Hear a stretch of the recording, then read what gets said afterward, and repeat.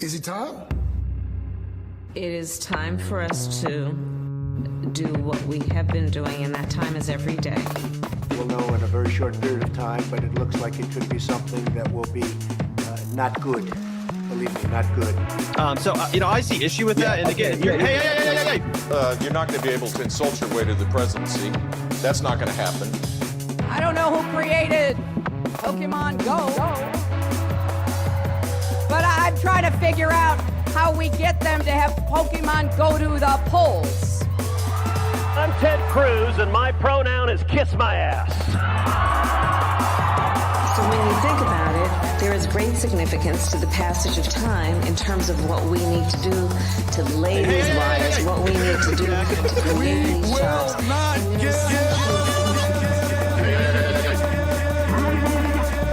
America is a nation that can be defined in a single word. I was going to put him. Not good. Believe me, not good.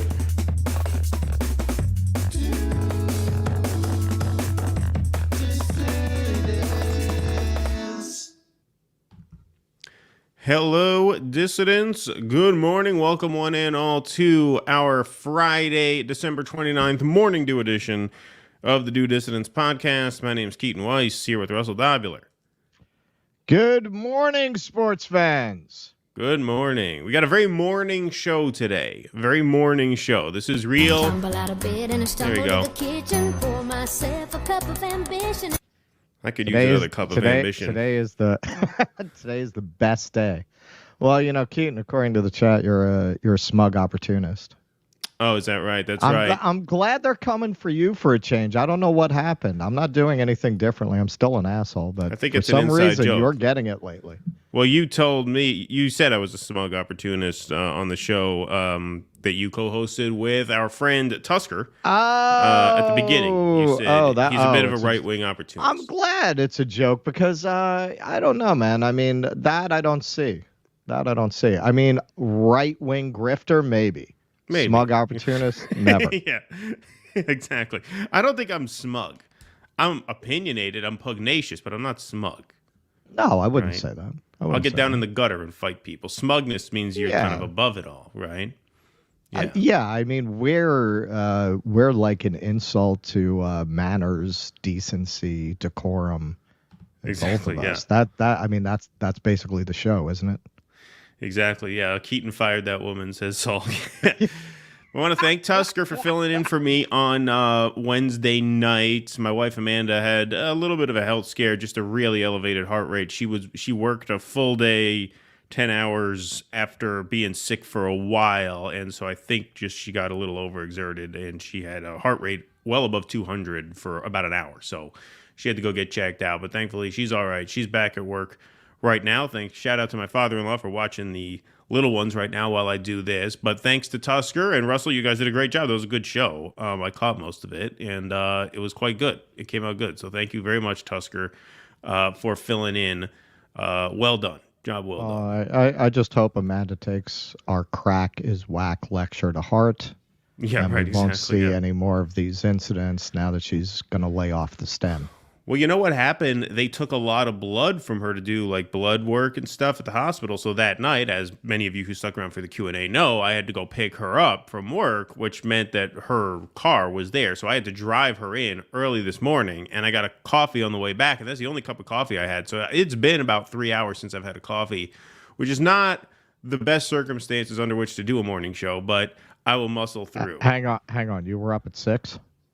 I was up earlier than 6. I was up at 5:30, but we left at 6. Yeah. Wow. Yeah. All right, man. This is, you know what Keaton has? I'm always up at 5:30. That's my regular time. BDE, Big Dad Energy. Big Dad Energy. Yeah, exactly. Yeah, indeed, for sure. But thank you all very much for being here. 528 strong in the YouTube chat, 200 strong in the Rumble chat. We are without Jake today, but I will do my best to field Rumble rants and super chats. We got one super chat already. Super thanks. Couple of them coming in. So thank you guys very much for your support. Appreciate you all being here. this morning. Like I said, a real morning show. We have a lot to talk about, but no topic is really that long. You know, it's kind of has that AM radio feel. It's going to have a real talk show kind of quality to it. But yeah, we're looking forward to it. And in keeping with that, can I tell them why I'm so happy today? Sure. Can I tell them? All right. So those of you who are longtime watchers know there's the guy who's been torturing the entire building for years. The marshals are coming for him today. This is getting evicted today. That He's he is getting out. evicted. And hopefully he goes somewhere where he can get the help he needs. You know, it's not his fault.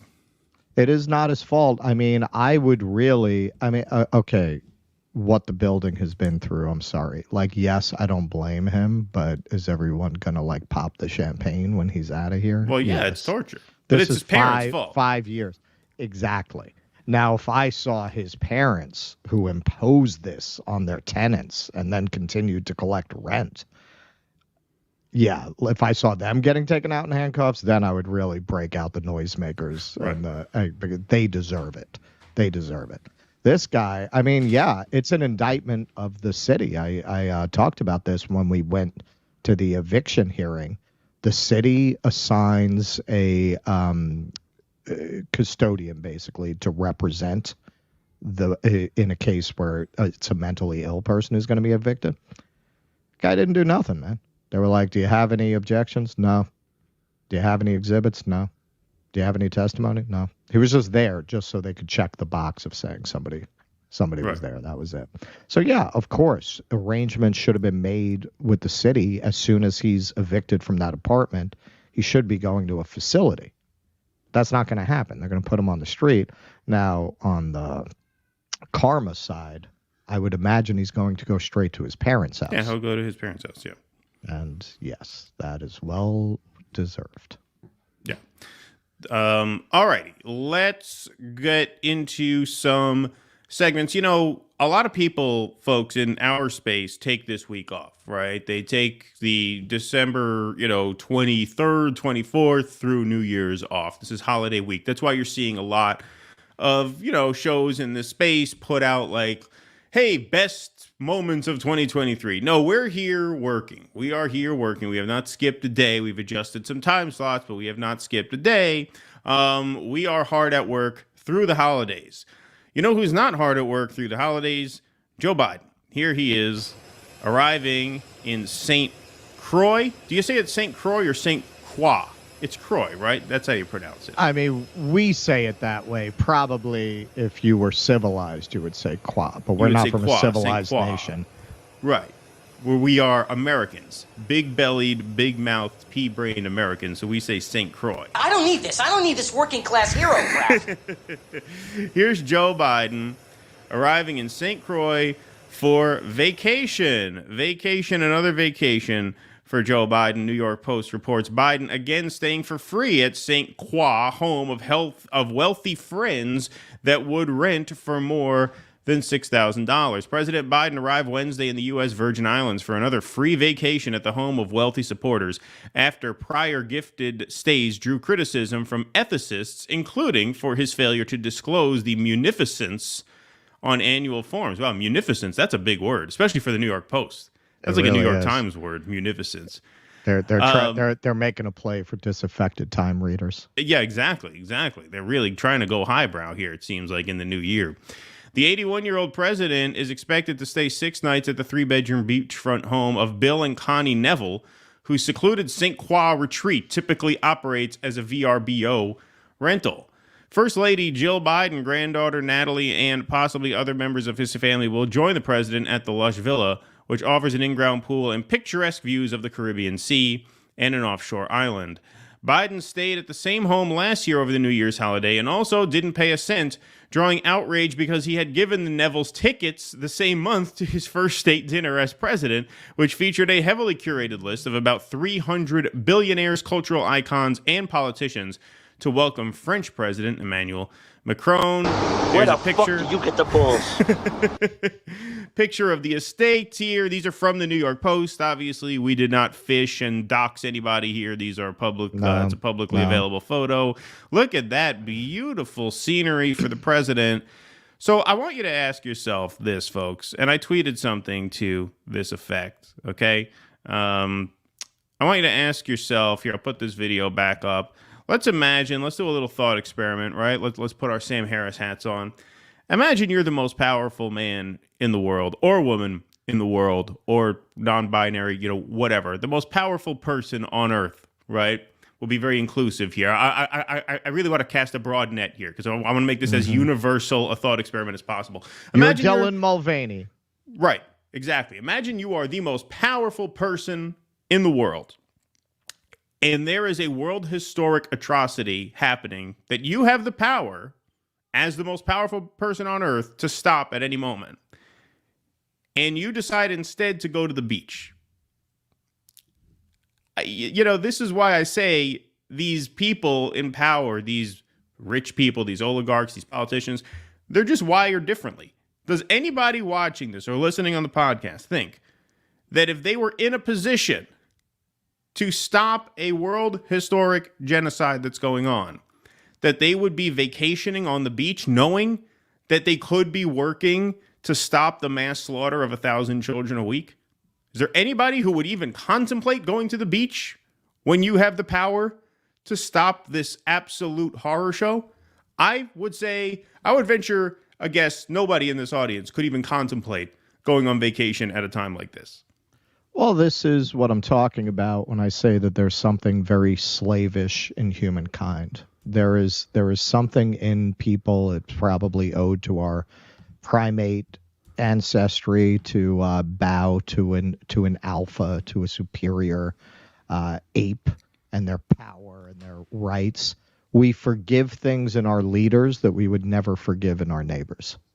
If your neighbor broke into a house, right, you would never forgive that. When our leaders, as we'll see later, support a regime that goes and robs an entire country, it's complicated. It's complicated. That's what you'll get from liberals. It's a very complicated world. It's a very difficult job. They have to make very difficult decisions. People have this notion that it's their job to support people in positions of power, that they owe them some kind of allegiance and fealty. Probably the greatest, what we would consider the golden age of this country, was a period in which the people had an unusual degree of willingness to see their leaders as human and worthy of that kind of judgment, of human judgment. Never that it was perfect and never that it was everybody. But now we've just reverted to that slavish, cultish tendency to rally around the leader. And in terms of the partisan element, can you imagine if these images were of Trump? And can you imagine if that fact pattern attached to Trump, that he's going to stay at a wealthy friend's house that he was already criticized for staying at, that rents for $6,000 a night, the media would be all over it. Yep. Not a peep. Not a peep. I didn't even, if you didn't raise this, I did, obviously to be in this field, we're both news junkies. I haven't even seen coverage of this. Yeah, no, I mean, look, the New York Post was on the fact that, it's a free trip given to an obvious crony who he invites to these functions and events. It's, that's the kind of just run-of-the-mill, everyday corruption that we don't even really seem to mind anymore as a population. But then the other element, something that the New York Post would not focus on, is the fact that Joe Biden can, with a simple phone call, put an end to this horrific violence. That's happening right now, and instead you're on the fucking beach. I mean, there's nobody watching this show now who would be on the beach if they were if they had the power to stop a genocide. Nobody. Well, I think even if, to your point, even if you don't start out that way, you end up that way. You don't rise to this level of power without being somebody who can behave like that. Right. Exactly. Not in this country. I had a friend. It was an interesting combination of elements who he wouldn't argue with any of these kinds of points. He called the president of the United States the killer in chief. So it was kind of like the lib position, but with more open eyes. He completely recognized that when you support these people, you're supporting monsters and psychopaths, but nonetheless still felt like you have to choose the best from among them. I don't know how you get there. Yep, indeed. All right, let's take some super chats here. Baron Saturday. This was not a super chat, but I wanted to address it. Many of your viewers are in the Pacific time zone where it's only 6 a.m. See where I'm going? Yeah, I mean, you should be up anyway, though, because Morning Joe is on. Don't you guys watch Joe and Mika every day, Monday through Thursday, and then you watch us on Friday? I mean, 6 a.m., that's normal. You should be up watching MSNBC at 6 a.m. But no, we do this partly so that our Euro viewers or overseas viewers get a matinee show. And then when we add our fourth stream, that's going to be Thursday at noon. So that'll be 9 a.m. for you West Coasters. So you guys will get the 9 a.m. morning show. So we're trying to mix it up as best we can. Everybody, we're trying to balance the schedule as best we can. Abiding 71, thank you for the 99-cent super sticker. Appreciate that. Samuel Bruce says, first time catching the open live. Happy Friday. Well, I hope you liked it, Samuel. Welcome. Thank you very much for that. Nikki doesn't want to piss off. Thank you for the $5. Nikki doesn't want to piss off the GOP's base, even if she knows better. Lots of love from the UK. Yes, we will get to that. That was quite funny. That was a tough sit. That was really cringy, but it was tough. And like you'll notice, I mean, I won't step on the segment, but the first time we covered that Nikki Haley thing where she was like, yeah, October 7th was Putin's birthday. There was that guy who was like, what? There's a guy in the crowd of this one that you could really see kind of like hide his face in awkwardness. Like, oh, my God. Yeah, she really, that's why I'm telling you, man. Nikki Haley, top of my list of candidates to go check out. I'm hoping that's going to happen. I'm hoping you're going to have a meeting of the minds. It will. I'm sure it will. Because Nikki Haley, is not going to drop out until at least South Carolina because that's her home state. So she'll be in it for that. Thoughts on Alex Jones on the Jimmy Dore show? I did not get a chance to watch it. I'm sure the clips will drop today, but I know he interviewed him yesterday, right? I'm sure those clips will be dropping this afternoon. But thank you, Eric. Appreciate that. Sparky, thanks for the $5. When I pointed out that Keaton was going by the establishment narrative on Ukraine, he defended himself by referencing a New York Times article. Okay, I think I've explained my position on that. Like I said, if stalemate was a bad choice of words, all I meant by stalemate is that the front lines weren't moving. I understand that's technically not a stalemate, I guess, because in a war of attrition, you make the enemy come to you and you wear them down. My point was simply, here, I'll put this very simply for everybody.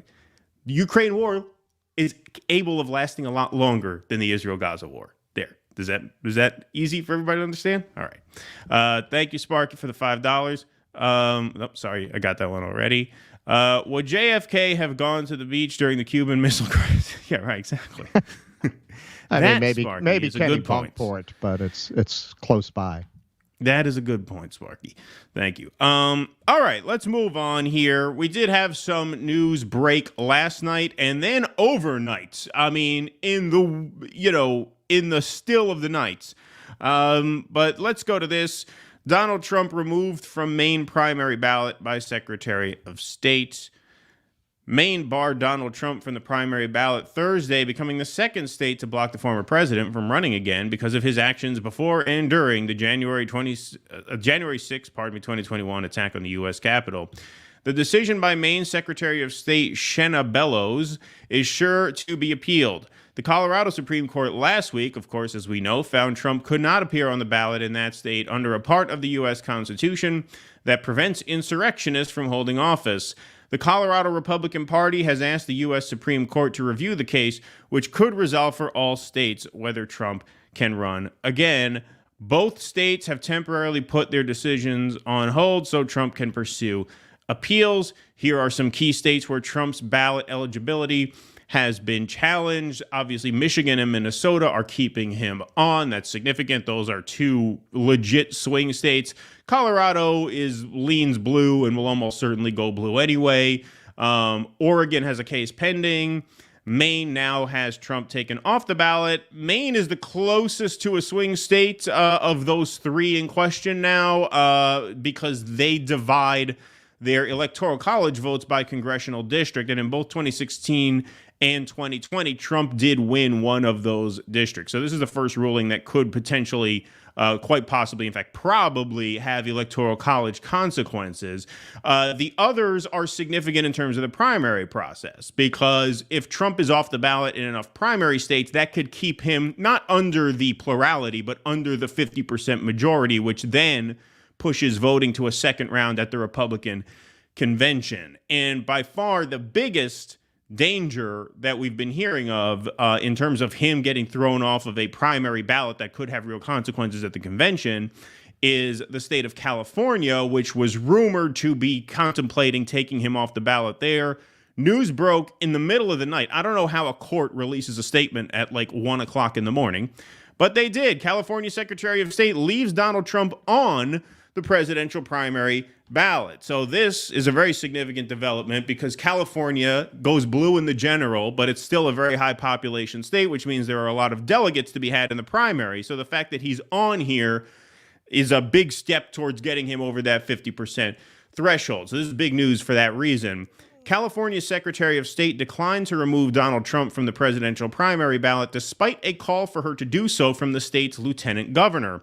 Dr. Shirley Weber did not immediately issue comment on her decision to include Trump after her office released the list of certified candidates on Thursday night. Last week, Weber issued a tepid response to an open letter from Lieutenant Governor Eleni Kounalakis. At the time, Weber did not indicate if she would fulfill Kounalakis' request and said her decision would be guided by her office's, quote, commitment to and respect for the rule of law. Removing a candidate from the ballot under Section 3 of the 14th Amendment is not something my office takes lightly and is not as simple as the requirement that a person be at least 35 years old to be president, Weber wrote. Bless you. Some top Democrats in California joined Kounalakis' call to remove Trump from the ballot. However, Governor Gavin Newsom publicly opposed the move, saying Trump should be defeated at the polls. So mixed news there for Donald Trump, off the ballot for now, at least in Maine, pending a Supreme Court appeal, which is obviously forthcoming and will likely be expedited. But then the good news, obviously, is nothing to worry about in California. Yeah, in the end, this state-by-state thing is almost irrelevant, except in that it's going to bring this issue to the Supreme Court. I'm not a lawyer. I think it's unlikely that the courts are going to throw this back to the state. I think they have to rule on whether it is legitimate or not to throw him off the ballot. I suppose they can rule. Again, I'm not a lawyer. We should get Glenn on. We'll have friend of show Bree on to discuss this matter, maybe. Our constitutional lawyer Barack Obama. It seems that they can. I would imagine they can have the ruling that it's up to the state. Right. So then you would have a patchwork of states with different rulings on this. But if they rule on the matter of whether Donald Trump is disqualified under the 14th Amendment, that could just decide for all states whether he's on or off the ballot. But either way, it's going to the Supreme Court. So what these individual states do, it's only relevant if they decide each state can go its own way. Right, which is a distinct possibility. It's really it's tough to predict how they're going to rule on this. You know, I mean, a lot of people like, Rachel Maddow obviously is worried that because Trump appointed 3 of the justices on the court and it is a right-wing court, that they are going to just rule in Trump's favor, that these attempts are illegitimate. In that case, Donald Trump is free to pursue and obviously clinch access to the ballot in all 50 states. But if they do rule that the states are free to interpret the 14th Amendment as they wish, then that could create, as Russell said, a mixed result. Now that's, again, I don't know. We'd have to have someone more qualified to answer that than us on to really get a good sense of like how that decision is going to go, because the Supreme Court is there to interpret the Constitution, right? Isn't that their role? That's their main role. So for them to punt it back to the states would be kind of an odd decision, since they are ruling on a constitutional matter. Each individual state is ruling on an amendment to the United States Constitution. Right. So if they're not there to interpret the Constitution and rule yes or no on the legitimacy of those state interpretations, what are they there for? That's not to say they won't do that. Again, we would need much more, thoroughly focused legal minds on here to give you a better sense of that. But as a layman, it seems to me like if that body exists to interpret the Constitution, that they kind of owe the country a yes or no ruling, especially under these circumstances. Yeah, I don't think they'd be able to elide the constitutional question for a federal election. This is a federal election. I don't think they're going to be able to rule that each state essentially can make its own rules for who gets to be on the ballot for a federal election. I think by definition, they're probably going to have to rule one way or the other on whether he's qualified. But again, neither one of us are lawyers. We've got to call out to Bree. She may be on next week. We could be wrong. I'm joking, of course. We could be wrong, as they say. That's be the wrong. caveat. Did we do a 666 yet? I don't believe we did. You are right, my friend. We did not. Right. You see, I got into bad habits the other night when I was running the show. And I was like, that was the last thing on my mind. Yes. There you go. Beautiful. 1118 strong in the YouTube chat. 385 over on Rumble. We will take a few more super chats in just a moment, but I do want to shout out our Patreon supporters right now. You can help support our show by going to patreon.com/do-dissidents. Our patrons are the backbone of our show. They are why we are able to add that fourth weekly stream in 2024. The January schedule is going to be a bit chaotic because Russell's hosting the Jimmy Dore Show. We will have a final scheduling announcement on our Sunday stream, December 31st.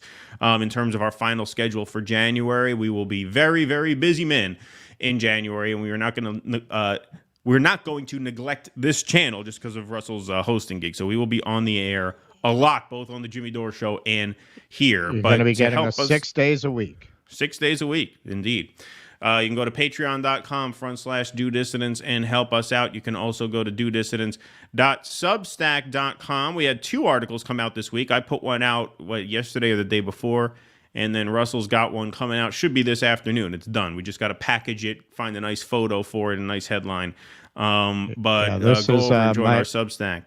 Yeah, my long-awaited article on the arts and why they suck is coming out today. That's a long one. It's a long one. Yeah, it's more of a personal lot to essay say about that, but it's very good. I felt I'd have like one opportunity to comment on this, so I got all my built-up thoughts about that in one article. There you go.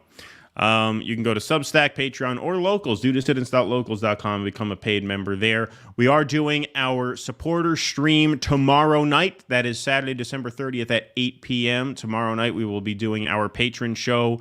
Those are uncensored shows over on Rumble where patrons have call-in access to those shows. So those are really fun, they're interactive, laid back, cool, uncensored. And so we hope that you sign up and can join us for that. Patrons also obviously get access to our call-in access. Everybody has access, viewing access, but patrons have call-in access to our Sunday evening Q&As.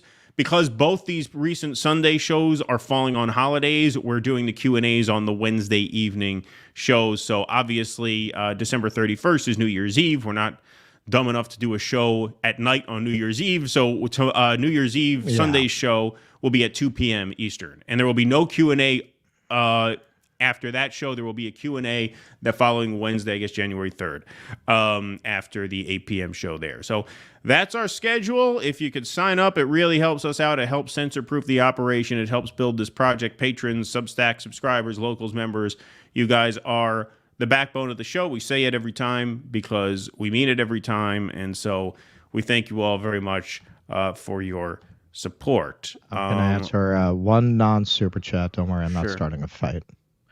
What happened to Russell's piece on Canada? Yeah, it's like 3/4 written.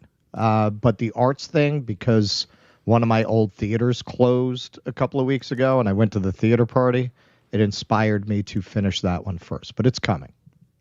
All right, cool. Excellent. Rumble rant. Good news he didn't fall down the airplane steps. However, bad news, I might have laughed. Thank you for that over on Rumble. Got some super chats to get to here. Tina Pina, thank you for the $5. I'm from Bushwick, Brooklyn. Oh, beautiful. I lived in Greenpoint and Williamsburg for a while. Cool. A great miracle remedy for lowering your heart rate is cayenne pepper under your tongue. By the way, Alex Jones on Jimmy Dore. was great. Well, thank you, Tina. I don't know. Does the CDC say that cayenne pepper is good under your tongue to lower your heart rate? If not, I have to refute that because we can't give medical advice not sanctioned by them. But I will defer. I will say people are saying that. We don't know. People are saying. People a lot are of saying. smart My, people my are saying grandpappy said that. Yeah, a lot of smart people are saying that. I had a Cajun grandpappy. He swore by cayenne pepper. Yeah, exactly. Exactly. You see him. Missed you guys in Iceland. Oh, I hope you enjoyed your trip. That's looks like a beautiful place in the pictures that I've seen. Couldn't watch you live. Wishing everyone a happy, sane, peaceful year and an Iceland-like world to live in. Yes, love you guys. Very much appreciated. Well, you're very much appreciated too, Yasim. Thank you very much. Sparky, go Yemen, fight the power. We're going to be talking, what do we have? Sparky, you should sign up and become a patron because you give us enough super chats. You should become a patron. You get some perks for it because we're going to be talking about that and some other real heavy topics on tomorrow's patron program. So thank you, Sparky. Reagan called Menachem Begin and told him to cut it out in Lebanon in 1982. Prime Minister Begin cut it out. Thank you, Sparky. As a half cruisin', it's pronounced Croix, rhyming with Roy. Yeah, that's what I thought. I thought it was St. Croix. St. Croix. So it is St. Croix. So it's not Croix. All right. Got to go re-record. Okay. All right. All right, let's do that segment again. We'll take it from the top. Say? Just kidding. What would they? Yeah, let's do it. I've heard it called St. Croix before, but I assume that was kind of the Americanized pronunciation. Yeah, because we fuck everything up, but thank you. Right. Like you call a La Croix seltzer a La Croix, not a LaCroix. Yeah. But maybe those are just the hipsters getting it wrong, trying to sound overly sophisticated and therefore making a fool of themselves, which I guess is what we did. You know what I discovered, and all of our European people will be like, yeah, we know that, and some of the Americans. You know, they don't call Florence Florence. It's called Firenze. Firenze, yeah. You knew that? I had no idea until I started planning a trip there. I did not know that. Sparky, thanks for the $5. U.S. Civil War was about states' rights, the rights to slavery. Yes, thank you. Elizabeth Ailman. Keaton, please tell me the brand of your shirt. Yeah, this shirt is very divisive. A lot of people like it. A lot of people don't like it. It's very polarizing. I like it. That shirt. Whenever I wear it on a show, I always know it's going to get comments. I forget where I got this. I'm sure there's a tag back here somewhere. Can you guys read that? What's the brand? I can't. Well, I can't. It's too small. I'll look it up, and I'll let you know next time. Drop it in a Patreon link. Yeah. Maybe on the patron show I'll wear it, and then I'll take my shirt off on the patron show and read the tag, revealing your nipple piercings. Yeah, right. Exactly. They'll never see that coming. Never see that coming. All right. Let's go to segments 3 and 4. These are connected. Okay, so these are the brand battles. So, you know, whatever Russell talks about Tesla, he mentions there's a contingent of our audience and of the, online space in general that's pretty Tesla obsessed. So trigger warning for you guys. And then I'm going to have something to say about another brand with a very cultish following for the segment after this. So we got 2 back-to-back kind of related segments in that way, at least. But Russell, go ahead. Segment number 3. And this is yours. Yeah, and this relates to a prediction I made. We're gonna recap our predictions at the end of the show. One of my predictions was a Tesla one. This one will probably play more into my predictions for next year. So they have a saying in Silicon Valley: "Move fast and break things." Apparently, Elon Musk and the folks at Tesla took that literally, but the things they're breaking are the Tesla cars, the axles, the suspension system, and sometimes the people inside their cars. So Tesla blamed drivers for failures of parts it long knew were defective. How's that high-quality Tesla going? Tesla's handling of suspension and steering complaints reflects a pattern across Musk's corporate empire of dismissing concerns about safety or other harms raised by customers, workers, and others as he rushes to roll out new products or expand sales, Reuters has found. It's not our responsibility if the steering wheel doesn't work. That's clearly you're driving it wrong. Yeah, you're driving it. It's your responsibility to check the steering wheel. Yeah, like we're making fun of Musk, but that's literally what they told people. Yeah. Like you're driving it wrong. No, it's the way these guys are. Yeah, absolutely. Exactly. It's psychopathic. Yeah, when I read this, I was like, oh, Elon Musk is a total scumbag who's endangering the lives of the people who drive his cars. I would never have expected that from him. A Reuters investigation in November documented at least 600 injuries at rocket builder SpaceX, where employees describe a culture of rushing dangerous products with little regard for workers' safety worries. In July, the news agency revealed how Tesla had created a secret team to suppress thousands of customer complaints about poor driving range. The report, which found that Tesla rigged an algorithm to inflate its car's in-dash range estimates, sparked a federal investigation.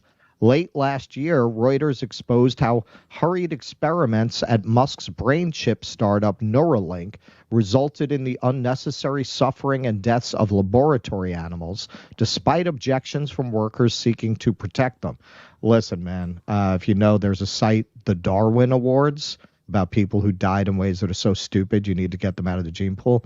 If you let some Silicon Valley company put a chip in your brain, you deserve what you get. Tesla has blamed frequent failures of several parts on Tesla owners, alleging they abused the cars, according to interviews with former service managers, company records, and a 2020 Tesla letter to the U.S. National Highway Traffic Safety Administration.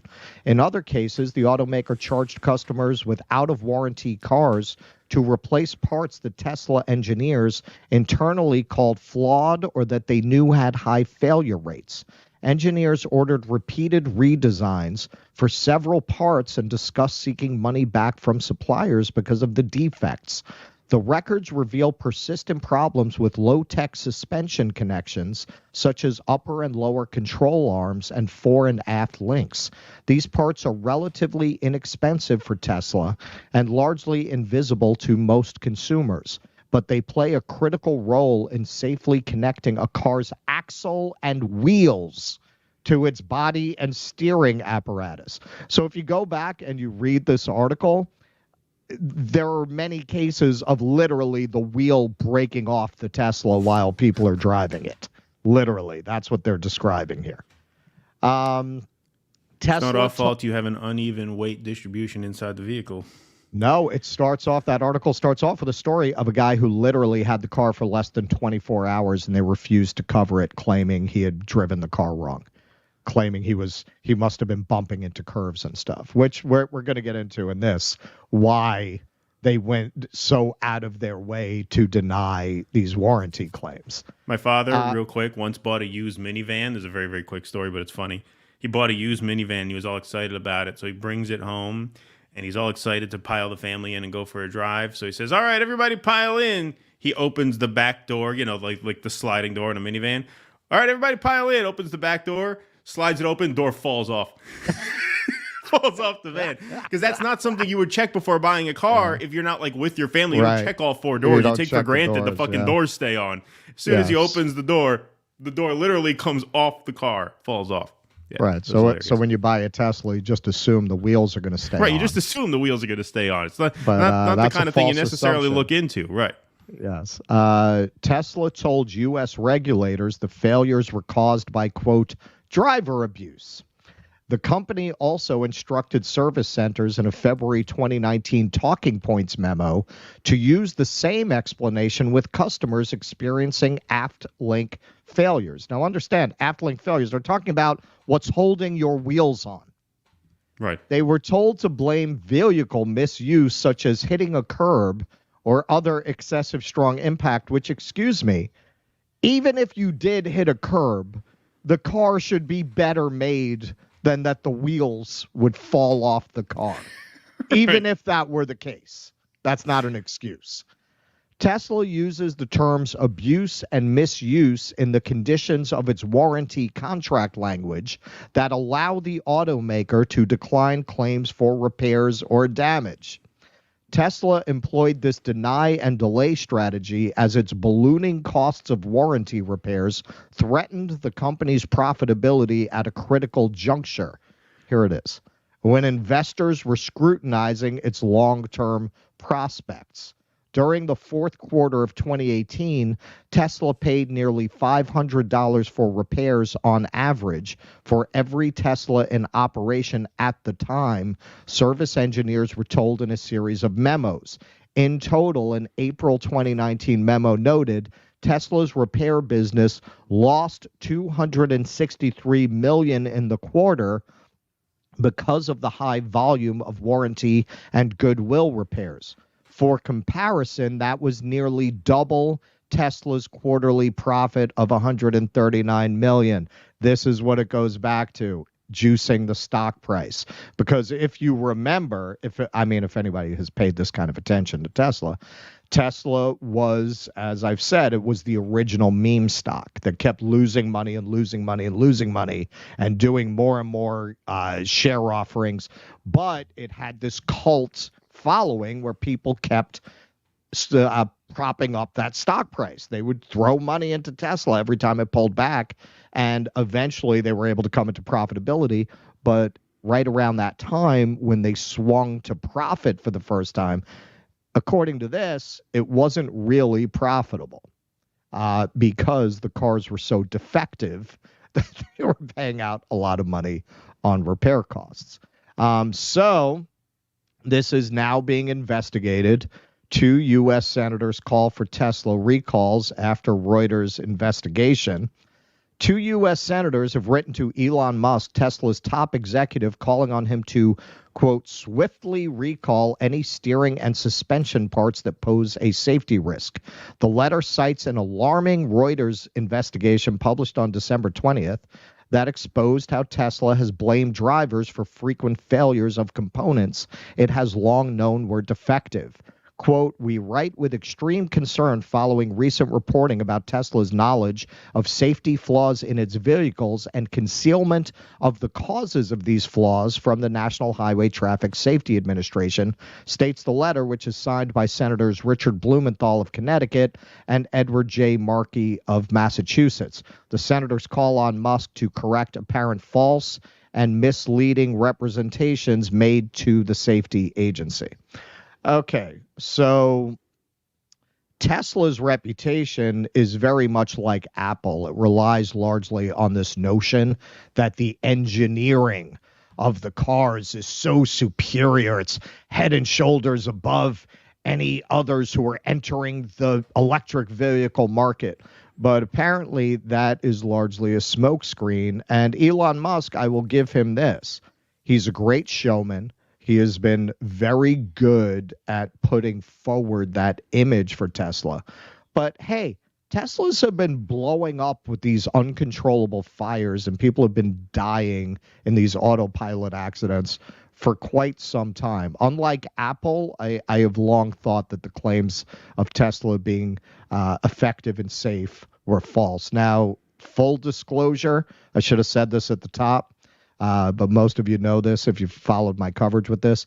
I do hold shares in Ford, but I'm not reporting this because I hold. Oh my God!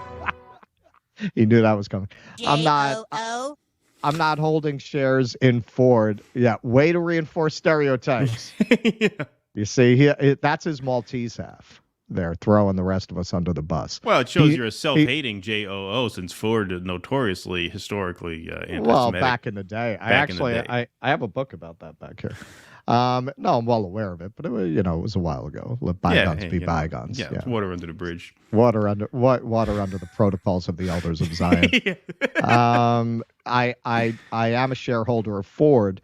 But I'm not saying this because I hold shares of Ford. I hold shares of Ford because this is what I've long believed about Tesla. I have long believed that it was a house of cards that will eventually collapse. And I know that a lot of short sellers on Tesla have been burned. They've lost billions of dollars trying to short Tesla over the years. Fair enough. But I mean, we'll get into this in predictions on Sunday. My prediction for this year on Tesla turned out to be right. And I will make further predictions for next year, but also the overall EV market is slowing. And unlike competitors like Ford and GM, who have a gas-powered vehicle business to fall back on, Tesla does not. But that aside, I think the truth is starting to emerge about Tesla. And because their image is so built around quality, what if it came out that Apple computers are likely to overheat and catch on fire, right? Like, what would that do to that image of the best engineered technology out there, right? That is potentially happening to Tesla with these reports. Yeah, and the tech bro ethos is so captured in that, well, it's your fault. It's the customer's fault, whatever. Right. Move fast, break things. High risk, high reward. That's the ethos of all these tech guys, whether it's Elon Musk, Mark Zuckerberg, Jack Dorsey, any of them. It's that same mindset. All right, now I got a brand. None of that segment is to be construed as financial advice. Of course. We'll take some super chats in just a minute. We got quite a few, but I want to make sure this segue is as smooth as possible because Russell just did a segment about Tesla, a brand with certain controversies obviously attached to it, but with a very loyal following. Here's another brand that fits the same description that's now under fire from South Carolina Senator Lindsey Graham. I'm talking, of course, about Chick-fil-A. This is war, Lindsey Graham clucks, nice play on words, at New York officials over Chick-fil-A bill. From the Huffington Post, Senator Lindsey Graham has declared war over a New York bill that poses a conflict with Chick-fil-A's close on Sundays policy. The South Carolina senator took to social media on Friday to criticize New York state officials over the bill, which would require restaurants that are part of the state's highway system rest areas to be open 7 days a week. The bill, quote, wouldn't immediately apply to restaurants currently operating at the state's rest areas, but would impact future contracts for food service there, the Associated Press noted. This is war, wrote Graham in defense of the fast food chain, which has maintained founder S. Truett Cathy's policy for employees to use Sundays to spend time with family or worship. We obviously know it's a very sort of Christian conservative company. Graham later shared a picture of him in front of a Chick-fil-A restaurant in Midtown Manhattan, a location that wouldn't be impacted if the bill were to become law, to send a clear message. He noted if the bill goes forward, he'd introduce legislation withholding federal funds from any city or state that requires Chick-fil-A to open on Sunday. So here's Lindsey Graham. As if the insanity by the left couldn't get any worse, Democrats in New York are trying to force Chick-fil-A to open on Sundays. I showed up to their Manhattan location while visiting NYC to send a clear message. Hands off our Chick-fil-A. This is the Chick-fil-A at Herald Square. Yeah, I know in exactly Midtown. where he is. Yeah, that was Midtown. I'm pretty sure that was the first one that opened in New York. And we have so many we have so many transplants here. It was a huge event because I heard of Chick-fil-A. It still is. That line is long out the before door all it the came time. into New York. Yep. And when I had it, I expected it to be okay. Some people disagree with me about this. When I go to Jimmy's in LA, I haven't been to LA in a very long time, but whenever I go to California, the first meal I eat is an In-N-Out burger. I love In-N-Out burgers. I thought Chick-fil-A would be like an In-N-Out burger, like the chicken sandwich equivalent of quality.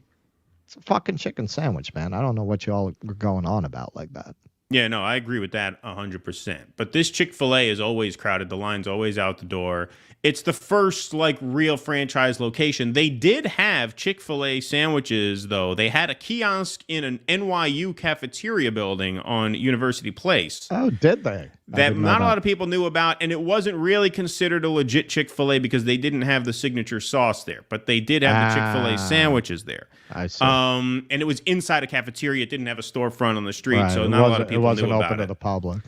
Yeah, exactly. It's kind of one of those hidden things for the NYU kids. But yeah, it's a major sensation. Now, obviously, as the article mentions, this location would not be impacted. Chick-fil-A is opening a bunch of locations on the New York State Thruway. That's what caught my eyes about this story, because I drive on the Thruway a decent amount, being in the Albany area. It runs right through this area.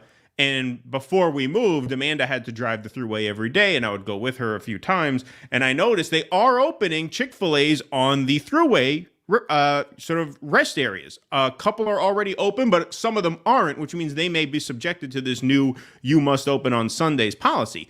Now, Chick-fil-A is such an amazingly successful business that they can afford, just for advertising purposes, to have a restaurant on the Thruway, even if it doesn't make money. But they're not going to make much money closing on Sundays at the Thruway because that's the main travel day. Like right. New York State Thruway, that's when all the weekenders are coming back to the city, like late lunch, early dinner time. I'm thinking Sunday is prime earning hours if you're Chick-fil-A, and they're not going to open. So Lindsey Graham here, obviously, calling out the left's war on chicken. I don't know, man. I mean, you think it's crazy at first sight? I don't know. Maybe they do have an axe to grind against Chick-fil-A because they are just opening all these restaurants on the New York State highway system, and all of a sudden this bill comes up. I think they have been targeted. I think this is a radical left war on chicken. Finally, a culture war thing I can embrace. Although, I do agree with Russell. I have to agree with Russell.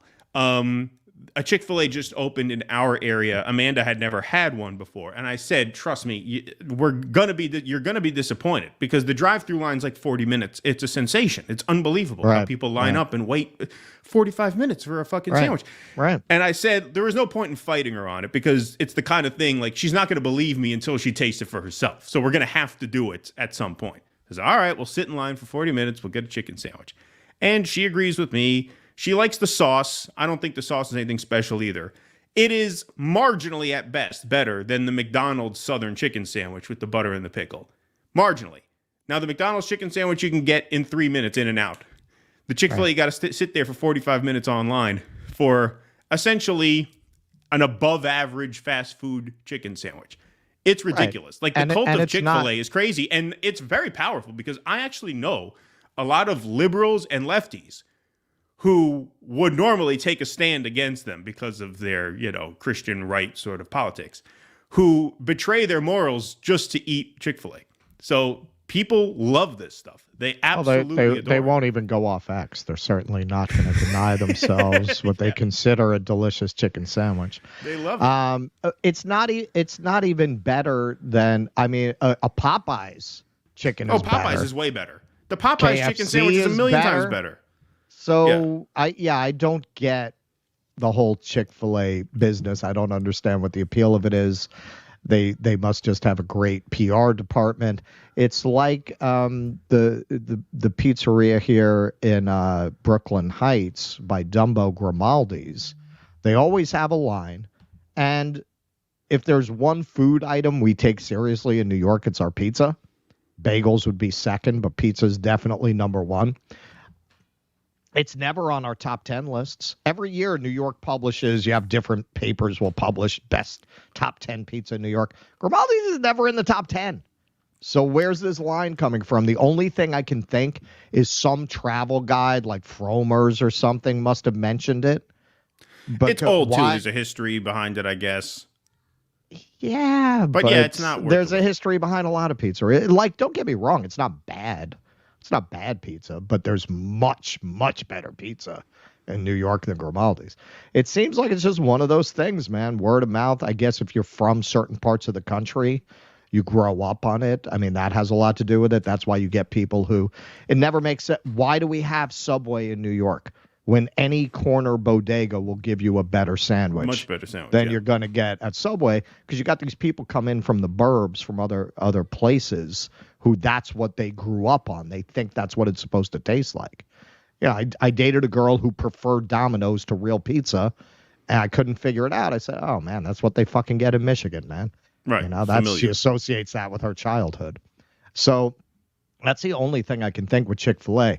In terms of it being a war on chicken, I mean, you could look at it the other way. Yes, they're responding to Chick-fil-A opening these rest stops, but the idea that anyone who would open restaurants in a rest stop wouldn't be open on Sunday only came up because Chick-fil-A went in there. Because Chick-fil-A's there. Nobody else would do that. So It might not be about Chick-fil-A. It might just be about you don't want them taking up the real estate at the rest stops if they're not going to be open on Sunday when drivers need them most. I might buy that, but these rest stops have different restaurants in there. There's other dining options. Like, I used to like a rest stop Sbarro on the way back from the city sometimes, and they would close all the time randomly. So, I think they are being singled out. But maybe. This guy's not an ally in the war on chicken. Dear moron, writes Keith Olbermann, responding to Lindsey Graham. The law is if you get one of the monopolies on the New York State Thruway, you have to be open for 7 days a week for the sake of the drivers who have nowhere else to eat. Also, fuck you, you Trumpist whore. Oh, and your Chick-fil-A Crab Shack food, too. Oh, my God, man. That's how crazy the times are, man. We're in agreement with Keith Olbermann, at least on the food at Chick-fil-A. At least on the food at Chick-fil-A. Human sacrifice, dogs and cats living together, mass hysteria. He's been living in New York long enough. He's got good taste in food by now. If you live in New York long enough, you get to know food. So he at least knows food well enough to know that the Chick-fil-A, at the very least, not worth a 45-minute wait. Chick-fil-A also is open for breakfast, where the lines are not long. So why don't you go get a chicken biscuit, right, if you like it? Because then you don't have to wait online that long, right? It's the same piece of chicken. It's just on a biscuit, which is better than the bun anyway. So do that. All right. I don't really understand chain restaurants in New York in general. This is, in terms of variety and quality, New York's the best food town I've ever been to. I don't think there's anything quite like New York. No. So you can get a good version of pretty much anything that is not mass manufactured like that. Oh, yeah. No, for sure. For sure. I mean, New York is the best food town in general, but especially for like quick eats, like falafel and pizza and stuff like that. Like, there's just so much there. Why would you wait 40 minutes? First of all, who in New York City, in Midtown, has time to wait 40 minutes for a chicken sandwich? I thought this is a fast-paced town. Right? Who on their lunch break can spend 40 minutes online? Well, this is a big part of why New Yorkers have a hard time transplanting very often, because we're spoiled by the variety of food. It's not that there are not certain things done better other places. Like, you can't beat a steak in Texas, right? Because they just killed the cow that morning. Things that involve killing a cow, I find, are better in that part of the country. But in terms of so many things that are done well, you can't find that anywhere else. When you go to these other regions, it's like very specific things they might do better, but then you're just stuck with that. Everything else sucks. And it's slow. When I used to manage a tour company, which, by the way, shout out to my former boss, who just texted me the other day while we were on the Jimmy Dore show. Hey, good to see you on Jimmy Dore, whatever, because he didn't know that we did this. So maybe he's watching us now. My old piano teacher emailed me because she saw us on Jimmy Dore. Oh, okay, yeah. She moved to Florida. So maybe he's a new fan, and he'll like this little short anecdote. So, I would manage tour companies in New York City, food tour companies, and then we would also manage food tours in other cities, right? Like, around the country, San Francisco, LA, Chicago, Boston for a while. And, New York, the tour guide calls the restaurant, hey, I'll be there in 15 minutes. I got 20 people. 15 minutes later, you show up to a barbecue restaurant, and they have everything ready for you. They have the baked beans. They have the rolls. They have the brisket, the pulled pork, the ribs, everything. Boom, done. I go to set up these food tours in Boston, a chocolate store. I say, hey, we're going to bring about 15, 20 people at a time in. We're going to have to get everybody like a truffle or something. Okay, well, make sure you email us the night before so we know how many to prepare. Like, fucking A, man. Like, what? Are you kidding me? New York, I call a barbecue restaurant. They get a whole buffet done for us in 20 minutes. I got to email you the night before so you can put a bunch of truffles on a tray. It was infuriating. Yeah, well, forget about New Orleans, man. One of the companies I worked for we tried doing food tours for a while there. It was impossible, unworkable. They moved at a snail's pace. It was absolutely undoable. One of the companies I worked for had a New Orleans thing, and at that time, I've been thinking about going down there for a while, and I was talking about doing the food tours there, and so he hooked me up with a tour last time I was there, and I went and went on one of the food tours they were running there, and the guide told me, like, yeah, they might have the food, they might not have the food. You got to improvise a lot. You can call it in, and they may just not have it. You might have to go to another restaurant. Sometimes these places open, sometimes they don't. Yeah, no, you can't do it. It's not workable. You can't run it that way. Anyway, all right, that went on a little longer than we planned, but for good reason. See, I told you that would be a fun one. All right, let's read some super chats and move along. Sparky Keaton, did you not see the irony in you referencing the New York Times? Yes, no, and we've addressed this in the past too.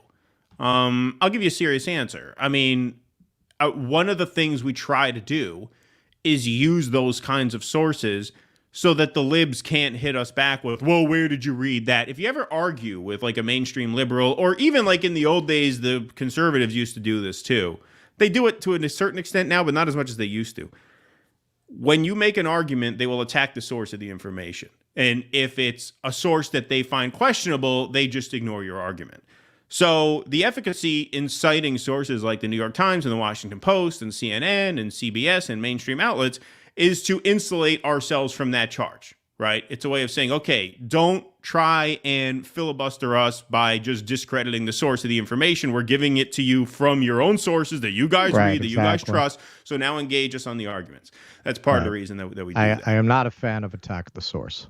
That's the cheapest tactic there is. Right. And so when you use the New York Times, you just knock that out. They can't attack the source. It's one of their favorite sources. Right. Lori and Brightbill, thanks for the $4.99. Love the morning shows on the West Coast. I've been up for 4 hours. Wow, beautiful. Well, thank you. Appreciate that. Cool Blue, thank you for the $9.99. For Democrats, California ranks close to their number 5 best state in presidential elections. Colorado is close to number 15. No one has won more than 32 states since the 80s. Ah, that's interesting. Both states are safe Dem. Yeah, Colorado's pretty safe Dem at this point. Bush won it twice, but then the Republicans have not won it since. I mean, Colorado wouldn't matter for the election, but they still it matters in the primary delegates. They have to take it to the SCOTUS on principle. Yeah, for the primaries it does, sure. Yep. Sparky, thanks for the $5. Strange, since she was South Carolina governor and South Carolina was the first to secede from the Union. Nikki just might be that ignorance. I think she's making a play for the MAGAs. Yeah. Eric S., thanks for the $2. More Iron Maiden, please. Hey, are we up at 666 likes? I'll have to take your word for it. I know about that. We got to hit that like button, everybody. I don't know. I'll check later. We don't have Jake today, so I'll have to check myself. Hey, Willie Bragg. What's up, Willie Bragg? Happy New Year to dissidents, and Happy New Year to all my fellow dirtbag leftists on the chat line. Happy New Year to you, my friend. Hope you're doing good. Thank you. Let's get the cowbell out for Liam Barrett, €50. Thank you very much. Damn. Thank you, Liam. Guys, introduced to you. Beautiful. You can hear that, right? I can hear it. Yeah. Right. Some people are complaining it's not loud enough. I mean, we finally got the sound right where we can hear each other. Concerts. They have tinnitus. Yeah, exactly. My uncle has that. That must be torture for people who have that. James has that. Nagy has that. Yeah, it must be. I mean, I guess you get used to anything, but a constant ringing in your ear, that seems like to me would be torture. I mean, some of those people, not to bring the crowd down, some of those people delete themselves. It's hard. It's got to be torture. Guys, introduced to you by appearance on the Jimmy Dore Show, an immediate fan. Another addition to the real axis of resistance, and the granddaddy of us all, Alex Jones, is on with Jimmy last night. Brilliant. Liam in Dublin, Ireland. Thank you, Liam. Appreciate that. Very generous of you. Lena left with less. I caught my husband again with a man in drag. Oh, yeah? I don't want him anymore. Still 20 years. Oh, interesting. Well, I hope good luck with that. Okay. That's above our pay grade to comment on. You must be looking for the advice column section of the show. We're not to that yet. Yeah, it's a little above our pay grade, but thank you, Nina. Wow. Okay. Sparky says, use the Duran for geopolitical commentary and as a geopolitical news aggregator so you both are up to speed when you're hosting the Jimmy Dore Show. Thanks for helping out Jimmy, Steph, and the gang. Thank you, Sparky. Okay, Josh Rose. I'm an auto body technician, and Tesla's quality and shady engineering is a known joke in the industry. Oh, interesting. Ah, look, well, there you go. From a man who would know. From a man who would know. Sparky, thanks again. How do you know the wheels falling off is bad? You're not an automotive engineer. That's what he should say. That's what Elon should say. How about this? Go fuck yourselves. Go fuck yourselves. It's not a bug. To you. It's a feature. It's not a bug. It's a feature. Chick-fil-A is a happening breading, perhaps. Thank you, Cool Blue. Chick-fil-A, the South will rise Again, thank you, Shauna Billy. And the Popeye sandwich is definitely better. Yeah, absolutely. No question. There's no contest. That is the best, in my opinion, chain chicken place in the country. Yeah, no, Popeyes is crazy good. That is crazy good. All right, we got Nikki Haley right now, actually. So, folks, here's a segment a lot of you are waiting for. Nikki Haley at a town hall event in the Live Free or Die state of New Hampshire faced a question from an audience member about the Civil War. Here's CNN playing it and then giving their commentary on it. What was the cause of the United States Civil War?